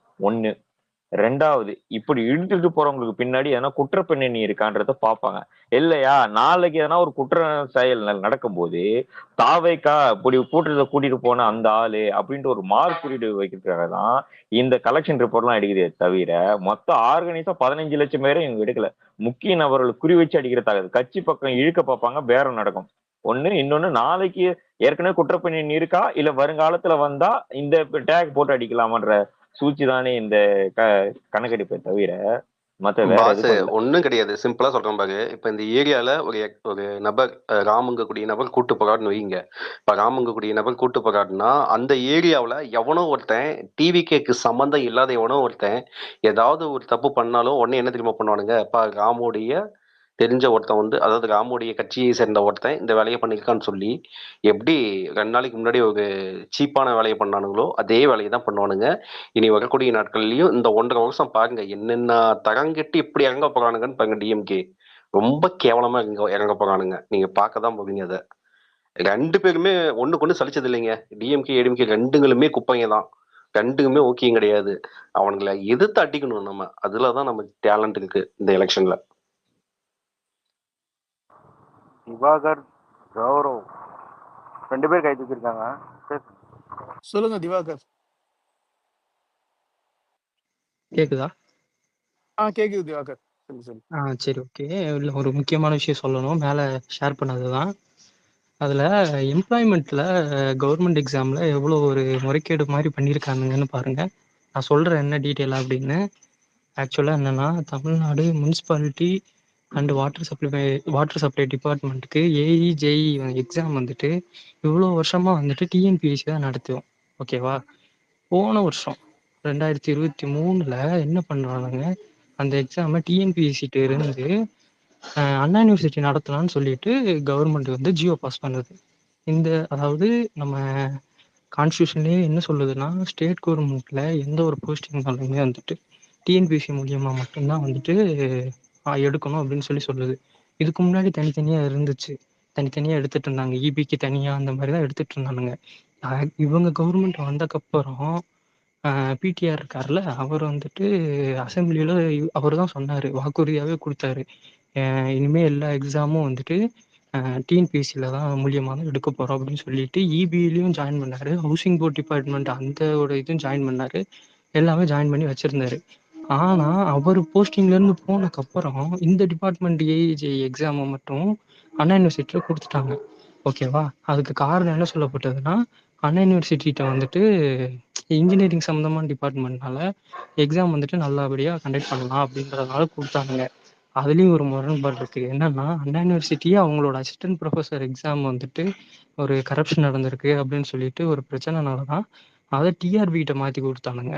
ஆனா இவங்க தூக்கிட்டு கொண்டு போய் அண்ணா யூனிவர்சிட்டி கொடுக்குறானுங்க. இது இந்த கவர்மெண்ட்டோ இல்லைன்னா அந்த துறைக்குரிய அமைச்சர் வந்து KN நேரு அவரோட இது இல்லாம நடக்குது. ஃபர்ஸ்ட் செகண்ட் வந்துட்டு 2500 சம்திங் வந்து வேலை வாய்ப்பு வந்துட்டு இந்த போஸ்டிங்ல இருக்குது. இதை வந்துட்டு எப்படி வந்துட்டு இது பண்றாங்கன்னா, டிஎன்பிஎஸ்சினா வந்துட்டு எக்ஸாமு டிஎன்பிஎஸ்சி கண்டக்ட் பண்ணும். இன்டர்வியூ போஸ்டிங் வந்து டிஎன்பிஎஸ்சி மெம்பர்ஸ் வச்சு பேனல் கமிட்டி வச்சுட்டு அதை வச்சு தான் பண்ணுவானுங்க. ஆனா இந்த இதுல இவங்க என்ன பண்றாங்கன்னா, எக்ஸாம் மட்டும் அண்ணா யூனிவர்சிட்டி நடத்துது. இன்டர்வியூ போஸ்டிங்ஸ்க்குலாம் வந்துட்டு வந்து இந்த போர்டு தனிப்படியா பேனல் அமைச்சு நடத்துது. டிஎன்பிஎஸ்சிக்கு ரிலேட்டடா இல்லாத மாதிரி மாத்துறானுங்க. ஸோ இவங்க யாரை ரெக்ரூட் பண்றாங்க, என்ன பண்றானுங்க அப்படின்னு சொல்லிட்டு தெரியவே தெரியாது. இது 2 வேலையும் பார்க்குறானுங்க. எதுக்கு டிஎன்பிஎஸ்சிட்ட இருந்து வாங்கி இந்த அண்ணா யூனிவர்சிட்டி நடத்தணும் ஃபர்ஸ்ட். இவ்வளோ வேலையும் பார்க்குறானுங்க. இப்போ 2500 சம்திங் வேகன்சி வந்துட்டு எப்படி ஃபில் பண்றாங்கன்னு தெரியாது. நம்ம கேட்டா வந்துட்டு சும்மா கொடுக்கலாம். ஆனா இவங்க யாரு மூலியமா பண்றானுங்க, எப்படி காசு வாங்கிட்டு பண்றானுங்களா ஒண்ணுமே தெரியாது. இது ஒரு பாயிண்ட், முக்கியமான பாயிண்ட். தெரிஞ்சு வச்சுக்கோங்க, தேவைப்படும் போது பேசுங்க. புரியுது. நல்ல இன்ஃபோ தான் இது. ஓகே. ஏற்கனவே உங்களுக்கு வந்து அந்த அண்ணா யூனிவர்சிட்டி முறைகேடுகள்லாம் வந்து ஒரு பெரிய இஷ்யூவா என்ன? ஆமா ஆமா ஆமா ஆமா அதுதான் சொல்றேனே. அவங்களோட அசிஸ்டன்ட் ப்ரொஃபஸர் வேகன்சிஸையே வந்துட்டு அவ்வளோ கரப்ஷன் இருக்குது, காசு வாங்கிட்டு தான் போஸ்டிங்லாம் கொடுக்குறாங்கன்னு சொல்லிட்டு தான் டிஆர்பிக்கு சேஞ்ச் பண்ணாங்க. டிஆர்பி நடத்துங்கன்னு சேஞ்ச் பண்ணாங்க. ஆனா இவங்க இந்த எக்ஸாமை தூக்கிட்டு கொண்டு போய் கொடுக்குறானுங்க அண்ணா யூனிவர்சிட்டியில. திவாகர், நான் ஒரே நிமிஷம். இப்போ நான் வந்து டிஎன்பிசி தான் படிச்சுட்டு இருக்கேன் 1 வருஷமா. நான் வந்து 4 எக்ஸாம் எழுதினேன் இந்த வருஷம். குரூப் 1, குரூப் 2, குரூப் 4, அப்புறம் வந்து அக்ரி ஆஃபீஸர் 4 எக்ஸாம் எழுதினேன். ஓகேவா? சொல்லுங்க. ஆனா அந்த டிஎன்பிசி எக்ஸாம்லயே நிறைய குளறுபடி நடக்குது. காசு வாங்கிட்டு சீட் கொடுத்துறாங்க. குரூப் 2ல வந்துட்டு மெயின்ஸ்ல வந்துட்டு ஏதோ 2 பேர் வந்துட்டு கரெக்ஷன் பண்ணுவாங்க. ஃபர்ஸ்ட் ஒரு கமிட்டி வந்து கரெக்ஷன் பண்ணும். அதுல 1 மார்க் கொடுத்துருந்தாங்கன்னா செகண்ட் கமிட்டிக்கு அது வந்து அந்த கொடுத்த மார்க் அலாட்மெண்ட் கரெக்டான்னு செக் பண்ணலாம்னு நினைக்கிறேன். ஆனா இவங்க ரெடியூஸ் பண்ணிட்டு 0.5ன்னு போட்டிருக்கிற மாதிரி ஏதோ ப்ராப்ளம் போய்கிட்டு இருக்குது அப்படின்னு சொல்லிட்டு வந்து டிஎன்பிசி படிக்கிற ஸ்டூடெண்ட்ஸ்க்கே இது வந்து ஒரு எப்படி சொல்றது, அவங்கலாம் எதுக்கு ஒரு கவர்மெண்ட் வந்து ப்ராப்பரா ஆக்ஷன் எடுத்து பண்ணலாம். நாங்க சும்மா போய் எக்ஸாம் எழுதல, எங்களெல்லாம் கொஞ்சம் யோசிச்சு பார்க்கலாம். அது சென்டர் வேற தூரமா போட்டுறாங்க. வீட்டுல இருந்து ஒரு சென்டர் வந்து 3 மணி நேரம் நான் டிராவல் பண்ணி போனேன் மலையில நனைஞ்சிட்டு எக்ஸாம் எழுதுறதுக்கு. இது நான் போயிட்டு வரும்போது ரோடு ஃபுல்லா தண்ணி. நான் கண்ணாடி போட்டிருக்கேன், கண்ணாடி ஃபுல்லா நனைஞ்சிருக்கு, ரோட கிளியரா பார்க்க முடியல. அவ்வளவு டேஞ்சரஸ் இதுல நான் ஓடிட்டு வீட்டு வந்து சேர்ந்தேன். அந்த மாதிரி சிச்சுவேஷன்லாம் யாருக்குமே வரக்கூடாது. கொஞ்சம் கவர்மெண்ட்லாம் பார்த்து ஆக்ஷன் எடுத்தா நல்லா இருக்கும். 1.5 வருஷமா வந்துட்டு சேர்மேன் போஸ்டிங்கே போடாம இருந்தானுங்க. அது எதுக்குன்னா, சைலேந்திர பாபு வந்துட்டு டிஜிபியா இருக்கும்போது அவருக்கு தான் அந்த போஸ்டிங் கொடுக்கணும். ஏன்னா வந்துட்டு 61 நினைக்கிறேன், 61 வயசு வரைக்கும் இருக்கலாம். அப்படி அவர் கொடுத்தாருன்னா இன்னும் 1 வருஷம் வந்துட்டு கவர்மெண்ட்ல போஸ்டிங்ல இருக்கலாம்னு சொல்லிட்டு அவருக்கு ஃபேவரா பண்ண மாதிரி நியூஸ் போச்சு. அதனால ஒரு 1.5 வருஷமா கொடுக்காம இருந்தாங்க. அந்த 1.5 வருஷம் என்ன ஆச்சுன்னா, 2022ல நடந்த குரூப் 1 எக்ஸாம்ஸு, குரூப் 4 எக்ஸாம்ஸ்க்கு ரிசல்ட் வந்துட்டு சேர்மேனோட கையெழுத்து இல்லாம வெளியிடக்கூடாது. அதனால அந்த ரிசல்ட் தள்ளி போச்சு. அதுவே இப்போ தான் வந்துச்சுன்னு நினைக்கிறேன். இப்போ தான் அதுக்கு போய்கிட்டு இருக்குது. இந்த 1.5 வருஷத்துல எவ்வளோ பேருக்கு போயிருக்கும், நிறைய பேருக்கு ஏஜ் பார் ஆயிருந்திருக்கும். அதெல்லாம் இருக்குது. அதுக்கப்புறம் இப்போ தான் ரீசெண்டா சேர்மேன் யாரையோ போஸ்டிங் போட்டாங்கன்னு நினைக்கிறேன். திவாகர், சிம்பிளா ஒண்ணு பண்ணலாம். ஆர்டிஐக்கு மனு போட்டு இந்த 3.5 வருஷத்துல எத்தனை பேர்த்துக்கு வந்து நீங்க போஸ்டிங் போட்டிருக்கீங்க, என்னென்ன துறையில போட்டிருக்கீங்க, என்ன கொஸ்டின் கேட்டு அதை ஓப்பனா உடைச்சு விடலாம் நான் சொல்றேன். எங்க வருங்க, ஓகே தான் கொடுக்கணும்ல. யார் ஆர்டிஐ போட்டாங்கன்னு தானே இவங்க பாப்பானுங்க. அவங்களதான் நாக் ஆமா பண்ண ஆமா ஆமா பார்ப்பானுங்க. எப்படி போலீஸ விட்டு வருவானுங்க. அதுதான் பண்ணுவானுங்க. போலீஸ் விட்டு மிரட்டுவானுங்க ஆஹ் அந்த அட்ரஸ்க்கு. அது நடக்கும். ஆனா ஆர்டிஐல நம்ம ஆமா. வாங்கினோம்னா இல்ல இல்ல இப்போ சந்தி நான் சிரிச்சிருவானுங்க. ஒண்ணு சொல்லவா? இதுக்கு டேட்டா எடுத்துட்டு தான் இருக்கிறேன். கன்ஃபார்மா தெரியல. ஆனா எனக்கு சந்தேகமா வந்துட்டு இவங்களே சொன்னானுங்க. என்னன்னா, இந்த பொண்ணுங்களுக்கு அவங்களுக்கெல்லாம் சொல்லிட்டு 1000 ரூபாய் கொடுக்குறானுங்கல்ல, ஸ்கூல் படிச்ச காலேஜுக்கெல்லாம் கொடுக்குறாங்கல்ல, அது ஆமாமா. வந்துட்டு கோயம்புத்தூர் கொங்கு சைடு, கோயம்புத்தூர், நாமக்கல், தருமபுரி இந்த சைடுக்கு வந்துட்டு அதிகமா கொடுத்துருக்கானுங்க. அதிகமா அங்க இருக்கிற கவர்மெண்ட் ஸ்கூல்ஸ் தான் நிறைய ஃபண்ட் அலாட் பண்ணிட்டு அவங்களுக்கு அதிகமா போயிருக்குன்ற மாதிரி சொல்றாங்க. அன்னை எல்லாருக்குமேன்றது செந்தில் வந்துட்டு பாலாஜியோட வேலையோ? இருக்கலாம். எனக்கு தெரியல. இருக்கலாம். டேட்டா எடுத்துட்டு இருக்கேன். தெரியாம சொல்லக்கூடாதுல்ல. அதனால சொல்றேன். இருக்கலாம் அப்படின்னு சொல்லிட்டு சொல்றானுங்க. மேபி அங்க இருக்கிற ஓட்டை கவர் பண்றதுக்கு இருக்கலாம். சொல்ல ஆமா முடியாது. ஆமா. ஏன்னா அங்கதானே வீக்கா அது இருக்காங்க. அது இன்னொரு ஜென்ரலா முக்கியமா சொல்றேங்க, இதெல்லாம் அதிமுக கோட்டைங்க. நான் ஓப்பனாவே நான் உடைக்கிறேன். ஓகேவா? இந்த சைடுல அதிமுக கோட்டை. ஆனா அதை உடைக்கணுங்கிறதுக்காக தான் செந்தில் பாலாஜி உள்ள கொண்டு வந்து, அதாவது அசிங்க அசிங்கமா பேசின செந்தில் பாலாஜிய கட்டி பிடிச்சி உள்ள கொண்டு வந்து கட்சிக்குள்ள இந்த வேலையெல்லாம் பண்ணிட்டு இருக்காங்க. இப்ப அதுக்கான நீங்க சொல்றதை பார்க்கும்போது எனக்கு ரொம்ப ஷாக்கிங்கா இருக்கு திவாகர். ஏன்னா இவ்வளவு வேலை நடக்குதாங்கிறது எனக்கே டவுட்டா இருக்குது. நடக்குதுங்க. போய் பாருங்க. அந்த இது ஃபுல்லாவே வந்துட்டு கிளியரா போட்டிருப்பேன். எப்படி ஜியோ பாஸ் பண்ணியிருக்கானுங்க, எப்படி எக்ஸாம் வச்சிருக்கானுங்க. இந்த நியூஸ் எல்லாம் வெளியில வந்துச்சு. இப்போ கூட ரீசெண்டா கூட ராமதாஸ் அவரு கூட பேசினாரு. இப்படி பண்ணாதீங்க அப்படின்னு சொல்லிட்டு. என்ன நடக்குதுன்னா, பிடபிள்யூடி இப்ப ஏஇஜி போஸ்டிங்ஸ் எல்லாமே வந்துட்டு அதுவும் சிவில் டிபார்ட்மெண்ட், மெக்கானிக்கல், எலக்ட்ரிக்கல் எல்லாமே டிஎன்பிசி நடத்துது. ஆனா அதோட ரிலேட்டடான முனிசிபாலிட்டி இது வந்துட்டு மட்டும் ஏன் அண்ணா யூனிவர்சிட்டிக்கு மாத்தினானுங்க? அது ஒரு டவுட் இருக்குது இல்ல. இது ஆக்சுவலா என்னன்னா மேக்ஸிமம் எல்லாமே கான்ட்ராக்ட் பேசிஸ்ல நடக்கிற ஒர்க்கு தான் இதெல்லாம் நடக்கும். ஒரு சில போஸ்டிங்ஸ் தான் வந்துட்டு எக்ஸாம் வச்சு நடத்துற மாதிரி இருக்கும். ஏன்னா அது வந்து இன்ஜினியரிங் போஸ்டிங்ஸ்லாம் நடக்கும். ஸோ இப்படி இவங்க தனியா அண்ணா யூனிவர்சிட்டிக்கு சேஞ்ச் பண்ணி நடத்தணும்னு சொல்லிட்டு ஏன் அவசியம் வருது? திவாகர், எல்லாத்தையுமே இவங்க வந்து கான்ட்ராக்ட் விட்டுட்டே இருந்தா அப்படி எதுக்கு இவங்களை வந்து நம்ம ஆட்சியில உட்கார வச்சோம்? என்னத்துக்கு ஓட்டு போட்டோம்? எதுக்கு வந்து வாக்குறுதி கொடுத்தாங்க? கொடுத்த வாக்குறுதியில எவ்வளவு நிறைவேற்றிருக்காங்க? அதை வெளியிடணும்ல. வெளியிட்டா நான் சத்துணவு முட்டை போட்டேன், நான் சாப்பாடு போட்டேன், இதுவா வாக்குறுதி? இது குழந்தைங்களுக்கு வந்து இப்போ நீ போடலைனாலும் அது போட்டு தான் இருப்பாங்க. அது எல்லா காலத்திலும் நடந்துட்டு தான் இருக்கும். அது ஒன்றும் பெரிய விஷயமெல்லாம் கிடையாது. ஆனா மக்களுக்கு நீங்க என்ன செஞ்சீங்க? நீங்க கொண்டு வந்தீங்களா வாக்குறுதி? மக்களுக்கு என்ன செஞ்சீங்க? நான் 4 பாயிண்ட் சொல்றேன்.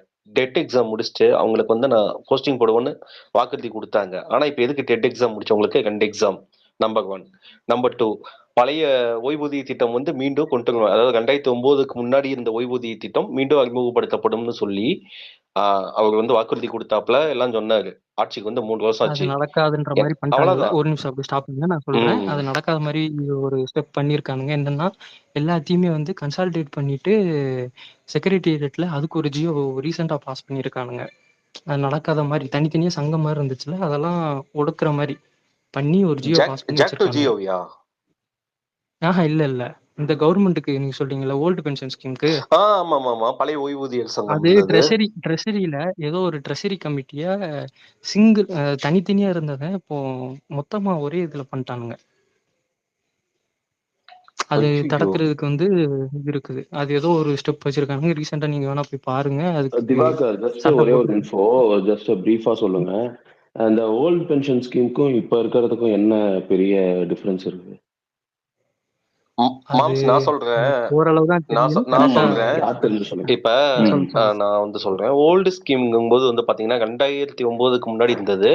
மாதம் அதுல இருந்து அவங்களுக்கு ஒரு பர்சன்டேஜ் வரும். இப்ப நான் சொல்றேன், என் ஃபேமிலியில இப்ப கவர்மெண்ட்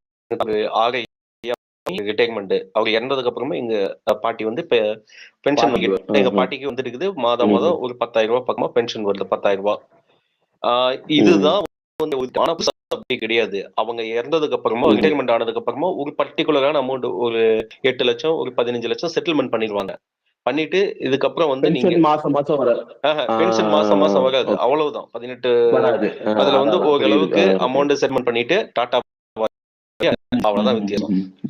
அதுக்காகதான் பழைய ஓய்வு திட்டம் நிறைய அந்த கம்பெனிஸ்மே இந்த மாதிரி ஸ்டாப் பண்ணிட்டு ஒரு அமௌண்ட் கொடுத்து, ஆமாமா அதிக ஃபண்ட் மாதிரி எப்படி கொடுத்து, சரி இதுல அது ஏதோ ஒண்ணு ஒரு இஎஸ்ஐ, பிஎஃப் பணம் மாதிரி கொடுத்து அதை முடிச்சு விட்டுருவாங்க. இது பிரைவேட்ல. கவர்மெண்ட்லயும் இப்ப அதே போல ஸ்கீம்ஸ் வந்து இப்ப எப்பன்னா இந்த பீரியட்ல இருந்து அந்த ஒரு பழக்கம் போட்டு அது எஸ்டிபிஎஸ் பண்ணிட்டாங்க. இப்ப அந்த திட்டத்தை தான் நீக்குவன்னு சொல்லி வாக்குறுதி கொடுத்தாரு. ஆனா 3 வருஷம் ஆனதுக்கு அப்புறம் இப்ப போய் கேட்கும் போது எனக்கு தெரிஞ்ச நபர் சொன்ன ஒரு விஷயத்த நான் சொல்றேன். கலெக்டரேட்ல இருந்து அவங்க என்ன சொன்னாருன்னா, இந்த விஷயம் சம்பந்தமா இனிமேல கவர்மெண்ட் நீங்க முறையிட்டீங்கன்னா உங்களை பணியில இருந்து நீக்கிறதுக்கும் கவர்மெண்ட் தயாரா இருக்குதுன்னு ஓப்பனாவே மிரட்டல் கொடுக்குற அளவுக்கு இப்ப போயிட்டு இருக்குது. இந்த ஆசிரியர்களுக்குமே வந்து அந்த அந்த வருஷத்துக்கு அப்புறம் ஜாயின் பண்ணவங்களுக்கு எல்லாமே பென்ஷன் கிடையாது. அதே மாதிரி இந்த அமௌண்ட்டும் செட்டில் அதுவும் கிடையாதுன்னு நினைக்கிறேன். அதுவும் கிடையாது. அந்த மாதிரிலாம் எதுவும் கிடையாது. எல்லா சலுகைகளுமே முடக்கப்பட்டுருச்சு மேம்ஸ். இப்ப எப்படி தெரியுங்களா, போய் ஒர்க் பண்ணலாம் நீங்க, அவ்வளவுதான். மாசம் சம்பளம் வாங்கட்டும், அவ்வளவுதான். அதுக்கப்புறம் நீங்க பெருசாலாம் ஒண்ணு எதிர்பார்க்க கூடாது. உங்களுக்கு பென்ஷன் எல்லாம் கிடையாது. எனக்கு அதுல இல்ல அது வந்து இப்ப இன்னொன்னு வந்துச்சு, போக்குவரத்து துறை இல்ல இப்ப நிறைய துறை இருக்கு. அவங்க ரொம்ப கஷ்டப்படுறவங்க, அவங்களுக்கெல்லாம் பென்ஷன் வர்றது எனக்கு ஓகே. எனக்கு இன்னும் அந்த ஆசிரியர்கள்லாம் அவங்க நல்லாவே சம்பாதிக்கிறாங்க. அவங்க அந்த பென்ஷன் வந்து எனக்கு ஒன்றும் இதா தெரியல. அவங்களுக்கு ஸ்டாப் பண்றது எனக்கு ஓகேன்னு தான் தோணுது. இல்ல மேம், அப்புறம் இன்னொன்னு சொல்றேன். இன்னொன்னு என்னன்னு பாத்தீங்கன்னா, பழைய அதாவது ஓய்வூதியம் ஆல்ரெடி வாங்கியிருக்காங்கல்ல, ஓய்வூதியம் வாங்கிட்டு ஏற்கனவே ரிட்டைர்மெண்ட் ஆனவங்கள மறுபடியும் வந்து பணி நியமித்தக்கூடிய வேலைகளையும் செஞ்சுட்டு இருக்காங்க நிறைய பகுதிகளில். இப்ப விஏஓக்கு வந்து அசிஸ்டன்ட் எடுத்தாங்க. எல்லாரும் பார்த்துருப்பீங்க, திவாகர் தெரியும் நினைக்கிறேன். விஏஓ அசிஸ்டன்ட் எடுக்கும் போதும் பயங்கரமான அதுல வந்து பாஸ் பண்ணி லீடிங்ல ஆட்களுக்கும் வேலை கிடையாது. அப்படியான ஒரு நிலை தான் இப்போ வந்து போயிட்டு இருக்கு இங்க. சத்துணவுல ஆயா இருக்காங்க தெரியுமா? சத்துணவு ஆயா காசுதான். ஆமா, அதுக்கும் காசுதான். எல்லாத்துக்குமே இப்ப காசுதாங்க. இது ஏடிஎம்கே பீரியட்ல தான் இருந்ததுன்னு பார்த்தேன். ஏன்னா ஏடிஎம்கே பீரியட்ல என் ஃப்ரெண்டு ஒருத்தன் மதுரையில வந்து ஓப்பனாவே 25 லட்சம் கட்டி ஏமாந்து அவன் போயிட்டான். அவனை பிடிச்சி தீட்டி விட்டு பெரிய பிரச்சனையானது. அதுக்கப்புறம் சரி இந்த கவர்மெண்ட்னாச்சும் இது சரி பண்ணுன்னு பார்த்தேன். இதுவும் கண்டினியூ ஆயிட்டு தான் இருக்குது. ரெண்டும் மாத்தி மாத்தி நம்மள ரெண்டுங்களும் மாத்தி மாத்தி நம்ம மண்டையில மிளகா அடிக்கிறானுங்க. இவன் வந்தா அவன் கேட்கறது, அவன் வந்தா இவன் கேட்கறது, மாத்தி மாத்தி நம்மளும் நிஜமாலுமே நம்ம டாங்கி மம்ஸ். நம்ம தான், நான் தப்பா நினைக்கிறீங்க, நம்ம டாங்கி. ஏன்னா மாத்தி மாத்தி நம்ம ஏமாந்துட்டு இருக்கோம். எத்தனை டைம் மாத்தி மாத்தி ஏமாந்துட்டு இருக்கோம். ஒரு பெனிஃபிட் இல்லை இது வரைக்கும். என்ன பெனிஃபிட் இருந்துச்சு நமக்கு? ஒண்ணுமே கிடையாது. இப்ப ஒரு முதலமைச்சர்களால நினைச்சா முடியும், நான் வந்து தொழிற்சாலை கொண்டு அது கொண்டு இது கொண்டு வந்தாங்கிறப்பல நான் தப்பு சொல்ல வரல. குறைந்தபட்சம் நீ வந்து ஒரு ஊதியத்தை வந்து நீ இங்க வேலை செய்யக்கூடிய ஒரு உன் நாட்டுல வேலை செய்யக்கூடிய உன்னுடைய மாநிலத்துல வேலை செய்யக்கூடிய நபர்களுக்கு நீ நியமிக்கலாம். இப்ப கேரளால அந்த மாதிரி ஒரு நியமனம் இருக்கு. ஏன் இங்க கொண்டு வர முடியல? குறைந்தபட்சம் நீ ஒரு 18,000 ரூபாய் ஊதியம் வந்து நீ கொடுத்து ஆகணும் ஒரு தொழிலாளிக்குன்னு சொல்லி அங்க வந்து அப்படி ஒரு இது ஜீவோவே பாஸ் பண்ணன்னு தான் நான் கேள்விப்பட்டிருக்கேன். பாஸ் பண்ணி கிட்டத்தட்ட அது வந்து ஒரு எப்படின்னா வழக்குல இருக்கிற மாதிரி நான் கேள்விப்பட்டேன். அதே போல ஒரு சிஸ்டத்தை இருந்தாலும் இல்லாட்டினாலும் ஒரு முதலமைச்சர் நீங்க சொன்ன வார்த்தை தான் இது. நான் வந்து குறைந்தபட்சமான ஒரு ஊதியத்தை நான் நியமனம் செய்வேன்னு நீங்க எலெக்ஷன் டைம்ல சொன்ன ஒரு வார்த்தை தான் இது. இப்போ வரைக்கும் ஏன் நீங்க அதை நியமனம் செய்ய முடியல? இங்க இன்னும் மாம்ஸ் சொன்னா ரொம்ப ஷாக்கிங்கா இருக்கு.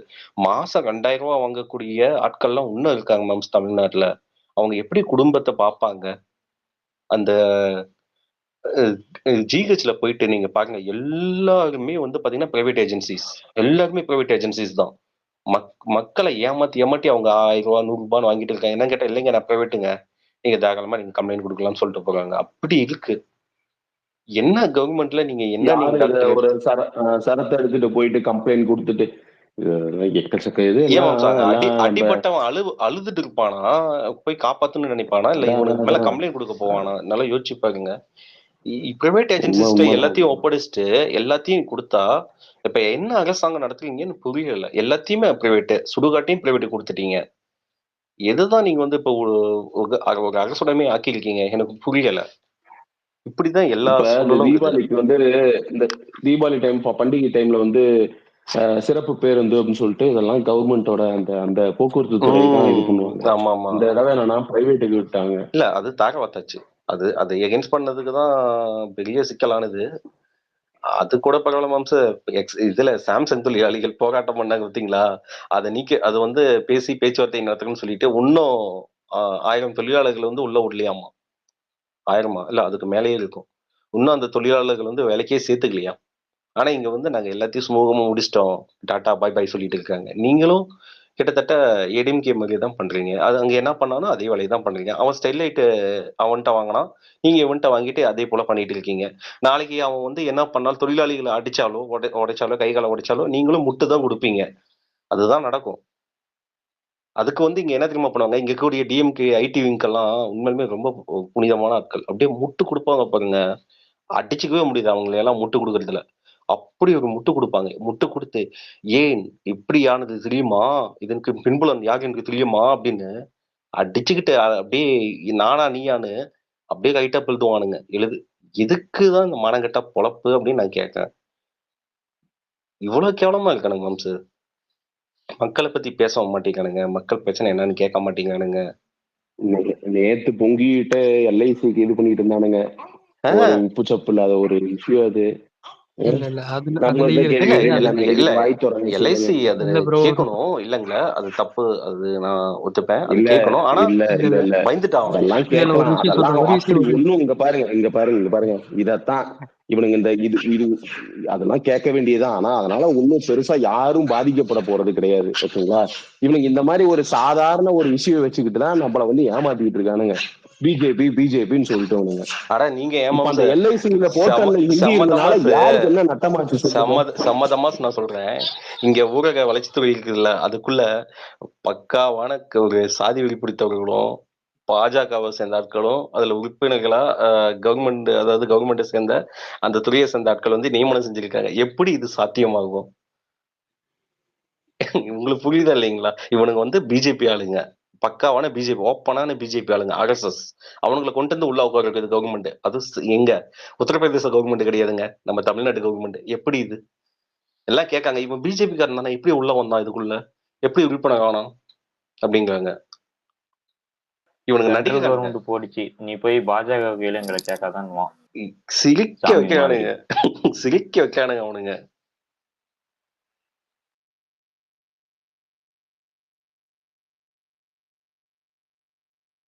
இந்த கொஸ்டின் கேட்டது வந்து யாருன்னா என்னுடைய ஸ்டூடெண்ட் தான் கேட்டாங்க.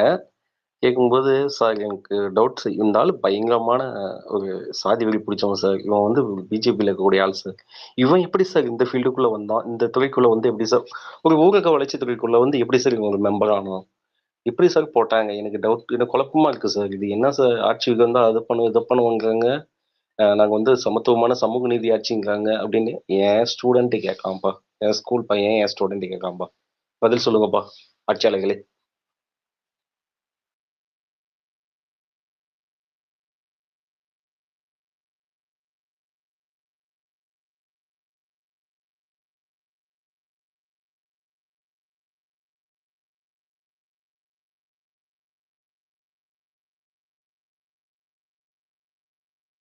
இந்த எல்ஐசி ஹிந்தி இதுல மாறினதுக்கு இன்னைக்கு பிஜேபி பதில் வச்சிருக்காங்க. அது ஒரு கிளிச்சுனால மாறினது, நீங்க சொன்னபடி அதை மாத்திட்டான். தமிழ்நாட்டுல வந்து சட்ட ஒழுங்கு சரியில்லை, கஞ்சா போதை இதுவா இருக்கு, கொள்ளெல்லாம் நடக்குது, ஊழலாம் நடக்குது, அதெல்லாம் எப்ப சரி பண்ண போறீங்கன்னு கேள்வி கேட்டு வச்சிருக்கான். இல்ல அதுக்கு என்ன பதில் சொல்லுவாங்க? பிஜேபி எதிர்ப்புன்னு சொல்றானுங்கல்ல, இவங்க எல்ஐசி அந்த கிளிச்சுக்கு நடந்ததுக்கு எதிர்க்கிறத விட ஜார்க்கண்ட் தேர்தலுக்கு ஒரு ஆடு விட்டாங்க பாத்தீங்களா? அததான் இவங்க ஆக்சுவலா பிஜேபி எதிர்க்கிறோம் அப்படின்னு சொன்னாங்கன்னா அதைத்தான் எதிர்த்து இருக்கணும், அதை எதிர்த்துதான் பேசி இருந்திருக்கணும். ஒருத்த வாய் திறக்கல அதை பத்தி.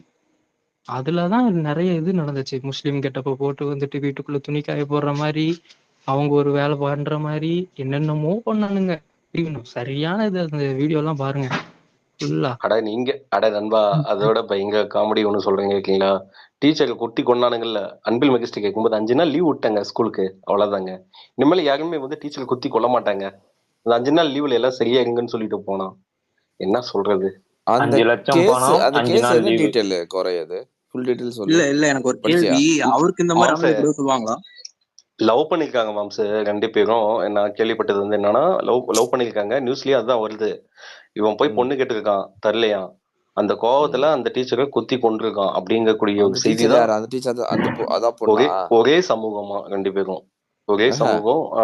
அந்த டீச்சர் தான் அந்த பொண்ணு லவ் அந்த பொண்ணா பண்ணிருக்காங்க மாம்ஸ், லவ் பண்ணிருக்காங்க தனிக்கும் ரெண்டு பேரும். அந்த பொண்ணு டீச்சரா ஒர்க் பண்ணியிருக்காங்க கரெக்டா?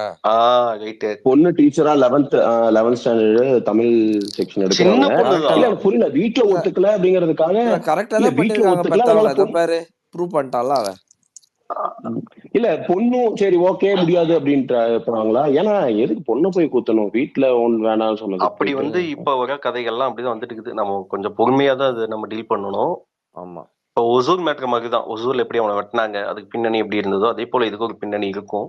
நம்ம அவசரப்பட்டு எதையுமே நம்ம இதுதான் அப்படின்னு ஃபைனலைஸ் பண்ணக்கூடாது. ஆமா, ஆனா என்ன கரெக்ட், அது கரெக்ட். ஆனா என்ன இருந்தாலும் போய் கொலை பண்றதெல்லாம் அது தப்பு தான், அதுக்கு அகேன்ஸ்ட் தான். ஓகேவா? என்ன தப்புதான் அவன் காரணம் ஏன் தப்பு தான் மாம்ஸ், அது ரொம்ப நான் தப்பு. ஃபர்ஸ்ட் வெட்டும் போது எனக்கு அவ்வளவு கோவம் வந்தது, என்ன இப்படி வெட்டுறான்னு. அப்புறம் வந்து அவன் ஒய்ஃப் மேல வந்து இப்படி பண்ணிருக்கான்ற போது எல்லாருக்கும் ஒரு எமோஷனலா ஒரு கோவம் வரதானே செய்யும். ஆமா கண்டிப்பா. அந்த இடத்துல அது நம்மளா அவன் இருந்தாலும் என்ன போலீஸ் மாம்ஸ் ஸ்டேஷன் பண்ணுவோம்? போயிட்டா இல்ல அது போலீஸ் ஸ்டேஷன் போய் கம்ப்ளைண்ட் கொடுத்து அந்த கம்ப்ளைண்ட் அக்செப்ட் பண்ணி விசாரிச்சிருந்தாங்கன்னா ஒரு உயிர் போயிருக்காது, இவனும் ஜெயிலுக்கு போயிருக்க மாட்டான். இப்ப ரெண்டு குடும்பம் தானே நடு ரோட்ல நிக்குது. போலீஸ் ஸ்டேஷன்ல பஞ்சாயத்து நடக்குது மாம், பஞ்சாயத்து தான் பண்ணுவானுங்க அங்க. நீங்க போனீங்கன்னா யாரு பேமெண்ட் அதிகமா கொடுக்குறீங்க அவ்வளவுதான். சொல்லட்டுமா குறை ப்ரோ? சொல்லணும்பா. இல்ல இது வந்து 2 மாசத்துக்கு முன்னாடி எங்க ரூம்ல வந்து ஒருத்தர் திருடிட்டு போயிட்டான் ப்ரோ. 2 டேப் 2 மொபைல் போன் 80,000 ரூபா கிட்ட வரும். 2 மாசமாச்சு கமெண்ட் பண்ணி இன்னும் அவங்க ஆக்ஷன் எடுக்கல ப்ரோ. நாங்க தான் சிசிடிவிலாம் செக் பண்ணி யார் எடுத்தான்னு கூட அவன் போட்டோ கூட கண்டுபிடிச்சிட்டோம். ஆனா இன்னுமே அவங்க கண்டுபிடிச்சு தரல போன. நான் எனக்கு என்ன சொல்றதுன்னு தெரியல ப்ரோ. நீங்க வேணா ஹெல்ப் பண்ணுங்க, யாராச்சும் முடிஞ்சு. நான் அந்த போட்டோ உங்களுக்கு எல்லாரும் டிஎம் பண்றேன். கவலையப்படாதீங்க, டீல் பண்ணிருப்பாங்க, அதெல்லாம் நீங்க ஒன்றும் கவலைப்படாதீங்க. டுமாரோ 50 அம்மாரோ 50 அவ்வளவுதான். நீங்க ரொம்ப நாள் கழிச்சு போனீங்கன்னா ஏதோ ஒரு ஊர்ல வண்டியை கண்டுபிடிக்க சொன்னா டயரையும் எங்க சேலம்ல இங்க பண்ணி ஆர்ப்பாட்டம் பண்ணி அதுக்கு வந்து எனக்கு தெரிஞ்ச நண்பர்கள் தான் அவங்க கொண்டு போய் கேஸ் எல்லாம் கொடுத்து. இதெல்லாம் வந்து ஒரு 2000 இல்ல 1900 நடந்ததெல்லாம் இதெல்லாம் அக்செப்ட் பண்ணிக்கலாம். 2024 இதான் நடக்குது. மாமா இதை கேளு மாமு, வண்டியை காணும்னு சொல்லி கம்ப்ளைண்ட் கொடுத்து 1.5 வருஷம் ஆச்சு. போலீஸ் வண்டி கிடைச்சிச்சுன்னு கூப்பிட்டு காட்டினா என்ன தெரியுமா கிடைச்சது? அந்த வண்டியில இருக்கும்ல மக்காடு, அதை காட்டி இதுதாங்க வண்டியில இருந்து கிடைச்சது அப்படின்னு சொல்லி க்ளோஸ் பண்ணிட்டானுங்க கேசியே. விஷயம் தெரியுமா? முதல்ல அந்த ஆளுக்கு போட்டோல காட்டியிருக்கானுங்க வண்டிய இருக்குதுன்னு. ஆமா இதான் வண்டி, கையெழுத்து போடணும்னு அந்த டூம் மட்டும் எடுத்து கையில கொடுத்துருக்காங்க. அட பாவீங்களா, தெரிஞ்சவன் தான் அந்த கேஸ் கொடுத்தது வந்து நம்ம நண்பர்கள் தான். அவங்க ரொம்ப க்ளோஸ் நமக்கு, ரொம்ப தெரிஞ்ச பையன். ஆனா அவனுக்கு இப்படி எனக்கு அதுதான் பார்த்துட்டு செய்தியில பார்த்துட்டு விவேக் படத்துல லாரி போன உடனே டயர் கட்டி வேன் மாறுமே ஒன்னொன்னா, அது மாதிரி ஆயிடுச்சு நிலைமை. கடைசியில டூம் மட்டும் கொடுத்துருக்காங்க, தான் கிடைச்சது.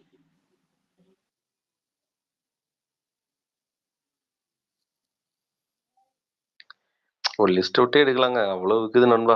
நம்ம பேசணும்னா பேசிக்கிட்டே போலாம், அவ்வளவு லிஸ்ட் இருக்கு. இப்ப சொல்லுவானுங்க இவன் வந்து விஜய் அரசியலுக்கு வந்தனாலதான் அப்படி எல்லாம் பேசிட்டு இருக்கானுங்கட்டு. அதுக்கு முன்னாடி நாங்க அரசியல் தெரிஞ்சதுனாலதான், அரசியல் பேசுறதுனாலதான் நாங்க இதை பேசிட்டு இருக்கோம். நாளைக்கு வேதாந்தா அங்க பண்ண மாதிரி ஸ்டெர்லைட்ல எங்களுக்கு தெரியாமலாம் ஒண்ணும் இல்ல. அரசியல் எங்களுக்கு தெரியாமலாம் கிடையாது, இப்ப பேச ஆரம்பிச்சிருக்கோம் அவ்வளவுதான். ஓப்பன் ஸ்டேட்மெண்ட் விடுறோம் மாம்ஸ். வேதாந்தா மாதிரி ஸ்டெர்லைட் மாதிரி இன்னொரு பிரச்சனையும் உனக்கு ஆட்சியில பண்ணனாலும் அந்த டைம்ல என்ன பண்ணானுங்களோ அதே தான் இப்ப நடக்கும். முட்டு கொடுப்பானுங்க, முட்டு நடந்துட்டு இருக்குங்க மதுரையில. வேதாந்தா மாதிரி இது வேதாந்தா கொடுத்துட்டானுங்க. அதை பத்தி பேசுங்க திவாகர், அதை பத்தி பேசுங்க. அது என்னன்னா டங்ஸ்டன் சொல்லிட்டு ஒரு உலோக பொருள். அது எதுக்குன்னா நம்ம இப்போ எலக்ட்ரிக்கெல்லாம் லித்தியம் பேட்டரியோட சேர்ந்து வர்றதுக்கு. ஓகேவா? அது வந்துட்டு 2 இடத்துல இருக்கு. ஆந்திரால ஒரு இடத்துலயும் நம்ம தமிழ்நாட்டுல வந்துட்டு அந்த நாயக்கர்பட்டி அப்படின்னு சொல்லிட்டு மேலூர் பக்கத்துல இருக்கிற அந்த இடத்துலயும் இருக்குதுன்னு கண்டுபிடிச்சிருக்கானுங்க. அதை வந்துட்டு சென்ட்ரல் கவர்மெண்ட் மைனிங் மினிஸ்டர் அந்த துறை கீழே வருதா, அதனால அவங்க வந்துட்டு கண்டுபிடிச்சு மைனிங் பண்றதுக்கு ஏல விட்டுருக்கானுங்க. அந்த டெண்டர் எடுத்தது யாருன்னா ஹிந்துஸ்தான் லிமிடெட் கம்பெனி. அது வந்து 65% வந்து ஸ்டாக் ஹோல்டு பண்றது வந்து வேதாந்தா தான் வந்து பண்றானுங்க. கவர்மெண்ட் வந்து 25-30% இருக்குது. ஸோ மேக்சிமம் வந்துட்டு வேதாந்தா கீழே வருது. அது அவங்களுக்கு தான் டெண்டர் கொடுத்துருக்கானுங்க அந்த ப்ராஜெக்ட்டுக்கு. அது என்னன்னா அந்த சைட்டு ஃபுல்லாமே வந்து ஹெரிட்டேஜ் சைட்டு, இந்தியாவோட 17th or 16th heritage side அது. இப்போ வந்து ரீசெண்டாவோ இல்லை 2 வருஷம் முன்னாடி, 2 வருஷம் முன்னாடி வந்து அனௌன்ஸ் பண்ணானுங்க அந்த சைட்டை. ஃபுல்லா வந்துட்டு 70 தொல்லியல் பகுதி, அது தொல்லியல் அது பாதுகாப்பு ஆமா, அது பகுதி. கொஞ்சம் இருக்கு. தமிழ்ல சொல்லுங்க திவாகர், தமிழ்லயும் சொல்லுங்க மேக்ஸிமம். சரி, ஓகே, ஓகே. அதான் சொல்லிட்டு அந்த இது திவாகர் நார்மலா பேசுங்க, யாருக்கு இங்கிலீஷ் தெரியாமலாம் இல்ல. Okay, okay, okay. அதான் நீங்க பேசுற மாதிரி பேசுங்க, நீங்க பிரச்சனை இல்லை. அதான் அந்த சைட்டுன்னு அனௌன்ஸ் பண்ணியிருக்கானுங்க. அதுல என்னன்னா 70 ஏரி கிட்ட இருக்குது. 250 ஸ்பீஷியஸ் பேர்டு வகையான பறவைகள்லாம் அங்க வரும். அது இருக்குது. அப்புறம் 3 டேம்ஸ், மினி டேம்ஸ் அந்த மாதிரி இருக்குது. இவ்வளோ இது இருக்குது. அந்த ஏரியாவுக்கு பக்கத்துலயே வந்துட்டு மைனிங் எடுக்கிறதுக்கு சென்ட்ரல் கவர்மெண்ட் அப்ரூவ் பண்ணியிருக்கு. அதுக்கு இப்போ தான் டெண்டர் வந்துட்டு அக்டோபர் மாதம் 26, 25 ரிலீஸ் பண்ணியிருக்கானுங்க. அதுக்கு சென்ட்ரல் இப்போ ஸ்டேட் கவர்மெண்ட்டு வந்துருச்சு. இப்போ ஸ்டேட் கவர்மெண்ட் தான் வந்துட்டு அதுக்கு லேண்டு எல்லாமே பண்ணி எல்லாமே பார்த்து இவங்க ஸ்டேட் கவர்மெண்ட்டுக்கு அப்ளிகேஷன் வந்தோடனே இவங்க ரெடி பண்ணி கொடுக்கணும். அதுக்கு இன்னும் இவங்க வாய் திறக்காம இருக்கானுங்க. கேட்டதுக்கு இல்லைங்க அப்ளிகேஷன் வரல அப்படின்னு சொல்றானுங்க. ஆனா என்ன பண்றானுங்கன்னு தெரியல. அதுக்கு வந்துட்டு இப்போ போய்கிட்டு இருக்குது. மதுரை எம்பி வந்துட்டு சு வெங்கடேசன் தானே அவரு? சு வெங்கடேசன் ஆமா, அகேன்ஸ்ட் பண்ணிருக்காரு அவரு. ஆமா. அவர் தான் வந்துட்டு அகேன்ஸ்டா நிக்கிறாரு. அது ஏதோ தெரியல. அதே இது மூர்த்தியும் வர்றதுக்கு ரெடி பண்ற மாதிரி சொல்றாங்க. மூர்த்தி மினிஸ்டர் அவர் இருக்கார்ல, வரும். அது என்ன போய்கிட்டு இருக்குன்னு தெரியல. இப்போதைக்கு வந்து எனக்கு இதுல நிக்குது. இந்த இதுல நிக்குது. சென்ட்ரல் கவர்மெண்ட் வந்து டெண்டர் அப்ரூவ் பண்ணி அந்த கம்பெனிக்கு கொடுத்துருச்சு. இப்போ ஸ்டேட் கவர்மெண்ட் கிட்ட அப்ளிகேஷன் வந்தோடனே இவங்க தான் லேண்ட் வந்துட்டு எடுத்து வாங்கி கொடுக்கணும். இந்த இதுல நிக்குது. இதுக்கு போராட்டம் பண்றானுங்க. இப்போ அப்படி ஒரு வேளை எப்படி தெரியுமா திவாகர், எய்ம்ஸ் பண்ணானுங்கல்ல, அதே மாதிரி தான் பண்ணுவானுங்க. இல்ல எய்ம்ஸ்ல நீங்க என்ன எய்ம்ஸ்ல என்ன பிரச்சனைனா, எய்ம்ஸ் வந்துட்டு சென்ட்ரல் கவர்மெண்ட்டுக்கும் ஜப்பானுக்கும் ஏதோ டைப் இருக்குது. அங்க இருந்து அவங்க ஃபண்ட் ரிலீஸ் பண்ணாதான் இங்க பண்ண முடியும்னு நினைக்கிறேன். அதுதான் வந்துட்டு நிக்குது. இல்லைன்னா அவங்க சென்ட்ரல் கவர்மெண்ட் நல்லா ஆக்ஷன் எடுத்து பண்ணியிருப்பானுங்க. அது ஏதோ ஒரு ப்ராப்ளம் தான் நிக்குது. சென்ட்ரல் கவர்மெண்ட் மட்டும்தான் இந்நேரத்துக்கு கொண்டு வந்திருக்கும். அது வேற ஏதோ ப்ராப்ளம் நிக்குது. இந்த ப்ராஜெக்ட்ல வந்துட்டு இப்போதான் சிச்சுவேஷன் இப்படிதான் நிக்குது. இவங்க இதை பத்தி ஒரு வாயும் திறக்கல. எவ்வளவு ப்ராப்ளம் போகுது, இதை பத்தி இன்னும் ஒரு வாய் இவங்க ஸ்டேட் கவர்மெண்ட் யாருமே பேசல. இது எப்பவும் இல்ல, எனக்கு எனக்கு ஒரு நண்பர் சொன்னாரு, கிராம சபை கூட்டத்துல தீர்மானம் நிறைவேற்றி கலெக்டரேட் கொண்டு போனா இது ஒரு சட்டமா நிறைவேற்றி ஆகணும், அது மூலம் இதை தடுக்கலான்றாங்க. அது சாத்தியமா? சாத்தியம் இல்லை. பரந்தூர்ல அப்படிதான் பண்ணானுங்க. அதனாலதான் குண்டாஸ் போட்டாங்க. தேடி தேடி போடுவாங்க. குண்டாஸ் மட்டும் கிடையாது, நீ கஞ்சா வச்சிருந்தன்னு குடு, உன் ஃபேமிலியோட தூக்கிட்டு போய் உள்ள போட்டு பரந்தூர்ல வேலை என்னன்னா செஞ்சிருவாங்க. ஒரு அம்மா வந்துட்டு போராட்டம் பண்ணி பார்த்து முடியலன்னு சொல்லிட்டு இறந்துட்டாங்க. தூக்கு போட்டு இறந்துட்டாங்க. அது நேத்து ஒரு நியூஸ் போயிட்டு இருந்துச்சு. இல்ல முடியல அப்படின்னு சொல்லிட்டு அவங்களே வந்துட்டு துணை தலைவின்னு நினைக்கிறேன், நகராட்சியிலேயே உள்ள இருக்காங்கன்னு நினைக்கிறேன். அவங்க முடியலன்னு சொல்லிட்டு அவங்களே இறந்துட்டாங்க போல, தூக்கு போட்டு. இப்போ இந்த ப்ராஜெக்ட் இதுல நிக்குது. இது எப்போ இவங்க நல்லா கவனிச்சுக்கோங்க. இந்த ப்ராஜெக்ட் இப்ப நிக்குதா 25, இந்த நவம்பர் 25 வந்துட்டு அங்க பார்லிமெண்ட் கூடுது, கூட்டத்தொடர் கூடுது. இதுல அவங்க அப்போஸ் பண்ணணும். எங்களுக்கு வேணாம்னு சொல்லணும். யாராவது சொல்றாங்களான்னு பாருங்க. இல்ல, சு அவன் என்ன வெங்கடேசன் சொல்லுவாப்ல, பேசுவான், எனக்கு நம்பிக்கை இருக்கு. எல்ஐசிலயா ஹிந்தி வந்துச்சுன்னுவான். இல்ல, சு அதை வெங்கடேசன் பத்தி மட்டும் மட்டும் தான் பேசினா பேசுவான். இப்படி 40 பேர்ல அனுப்பியிருக்கோம். இவங்க தானே 40 பிஜேபி பேர்ல வந்துட்டு இல்ல திவாகர், 40 பேர்ல நீங்க எப்ப வேணாலும் பாருங்க, ஒரு 4-5 பேர் மட்டும் தான் பேசுவோம், மீதி எல்லாமே வெளிநடப்பு செஞ்சு வந்துடும், அவ்வளவுதான். எங்க இந்த இதெல்லாம் வெளிநடப்பு செய்யக்கூடாதுங்க. கனிமொழி, ஏன் செய்யணும்னா இவங்க அப்புறம் இருந்தாதான் தயாநிதி ஓட்டு அவன் போடணும். பேசுவான். எந்த ஒரு ஆக்ட் வந்து எந்த ஒரு பில்லோ எதுவும் பாஸ் பண்றாங்கன்னா ஓட்டு போடணும். அவங்க ஓட்டு போட்டாங்கன்னா அது ரெக்கார்ட் ஆகும். இவங்க வந்து போடுறாங்க அப்படின்னு. அதனால வெளிநடப்பு செய்யறாங்க.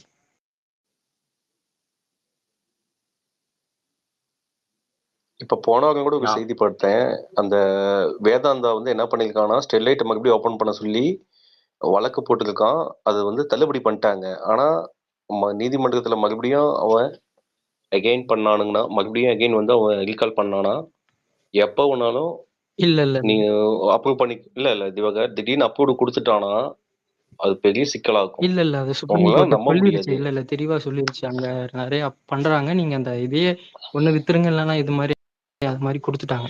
இனி அது வராதுன்னு தான் நினைக்கிறேன். இல்ல, வர முடியாது. வராம இருக்கிறது தான் நல்லது திவாகர். ஏன்னா இல்ல எத்தனை உசுரு. வராது வராது வராது. அதுக்கு தான் இவங்க இந்த ப்ராஜெக்ட் கொண்டு வரானுங்களே. அது சும்மா ஆஹ் இல்லைங்க. ஆனா திவாகர், இந்த 2015 குரூப் அது தானே எலக்டோரல் பாண்ட்ல டிஎம்கே பே பண்ணது. ஆமா, பண்ணாங்கல்ல அவங்க. இல்ல இல்ல சும்மா இல்ல. இந்த ஏரியா வந்துட்டு 2015 ஹெக்டேர் ஏரியா. கொஞ்சம் நஞ்ச ஏரியா கிடையாது அது. அதெல்லாம் அதாவது என்னுடைய சப்ஜெக்ட் ரிலேட்டடா நிறைய எச்சங்கள் அங்கெல்லாம் இருக்குதுங்க. பண்டைய தமிழ் ஆதி தமிழன் வாழ்ந்த இடம், நிறைய சமூகவியல் சம்பந்தமான எச்சங்கள் அங்க இருக்கு. எவ்வளவோ சொல்லிட்டு போகலாம். வரலாற்று சம்பந்தமான தொல்லியல் ஆய்வுகள் நடந்த இடம் அந்த இடம். அது வந்து பராமரிப்புல இருக்கு. இதெல்லாம் நமக்கு வந்து ஒரு பெருமை, ஒரு தமிழனுடைய பெருமையான ஒரு இடங்க. அதை தாக வாக்குறானுங்க, அவ்வளவுதான். இதுக்கு மேல அதுல இருக்கக்கூடிய கிராமங்கள் அங்க இருக்கக்கூடிய சொன்ன மாதிரி திவாகர் வந்து நல்ல பாயிண்டாவே சொன்னாப்ல. இதெல்லாம் பார்க்கும்போது அப்படியே பக்குன்னு அடிக்குது. ஏதாவது ஆச்சுன்னா அந்த இடத்துக்கு அங்க இருக்கக்கூடிய மக்களுக்கு ஏதாவது ஆச்சுன்னா என்ன ஆகும், அதெல்லாம் யோசிக்கணும். மக்களுக்கு அங்க பெருசா பிரச்சனை இருக்காதுங்க. டோட்டலா அந்த ஃபாரஸ்ட் ஏரியா ஃபுல்லாமே இது பண்ணி போயிடும். இது எப்படின்னா பாண்டி கோயில்ல இருந்து 1.5 கிலோமீட்டர் பின்னாடி 1.5 கிலோமீட்டர் ரேடியஸ்ல இருக்குது இது. இல்ல திவாகர், அவன் இப்படிதான் கை வைப்பான். முதல்ல அப்படிதான் கை வைப்பான். கொஞ்சம் கொஞ்சமா கை வச்சுட்டு அடுத்து அப்படியே ஒவ்வொன்று எப்படி தெரியுமா, ஒரு கேன்சர் மாதிரி அவனுங்கெல்லாம் லைனா அப்படியே ஒவ்வொன்னா வந்துட்டு கடைசியில நம்ம இடத்துல வந்து கை வைப்பானுங்க. அதுதான் நடக்கும்.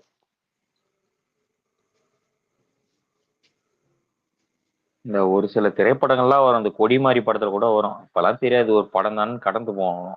இன்னைக்கு நிஜ வாழ்க்கையில் நடக்கும்போது நாளைக்கு உயிர் வாழ்றதே பயமா இருக்கு. இயற்கையும் அழிச்சாச்சு, மனிதனுடைய தன்மையும் அழிச்சாச்சு, பாதுகாப்பையும் அழிச்சாச்சு. எனக்கு தெரிஞ்சு சென்ட்ரல்ல பிஜேபியும் ஸ்டேட்ல டிஎம்கேயும் இருக்கவே கூடாது இனிமே. 2 பேரும் காலி பண்ணி அமைச்சிட்டோம்னா தான் கொஞ்சம் நஞ்சம் இருக்கிறவனாச்சும் பழைய முடியும்னு நினைக்கிறேன். 3மே ஒண்ணுக்கு ஒண்ணு சலிச்சது இல்ல. பிஜேபி, டிஎம்கே, ஏடிஎம்கே 3ங்களும் ஒண்ணுக்கு ஒண்ணு சலிச்சது இல்ல. அவனுங்க வந்து நல்ல பலிப்பி தின்னு பகோடா தின்னு ஆட்சி வளர்த்தனானுங்க. ஒரு முதலமைச்சர் வந்து முக்கியமான பொறுப்பில் இருக்கக்கூடிய, நான் டிவி பார்த்து தாங்க எல்லாம் தெரிஞ்சுக்கிட்டேன்னு சொல்றோம் முதலமைச்சர். கருமம். என் நாடு உண்மையுமே ரொம்ப கேவலமாச்சுங்க ஜெயலலிதாக்கு அப்புறம். எப்படி ஆயிடுச்சு தமிழ்நாடு.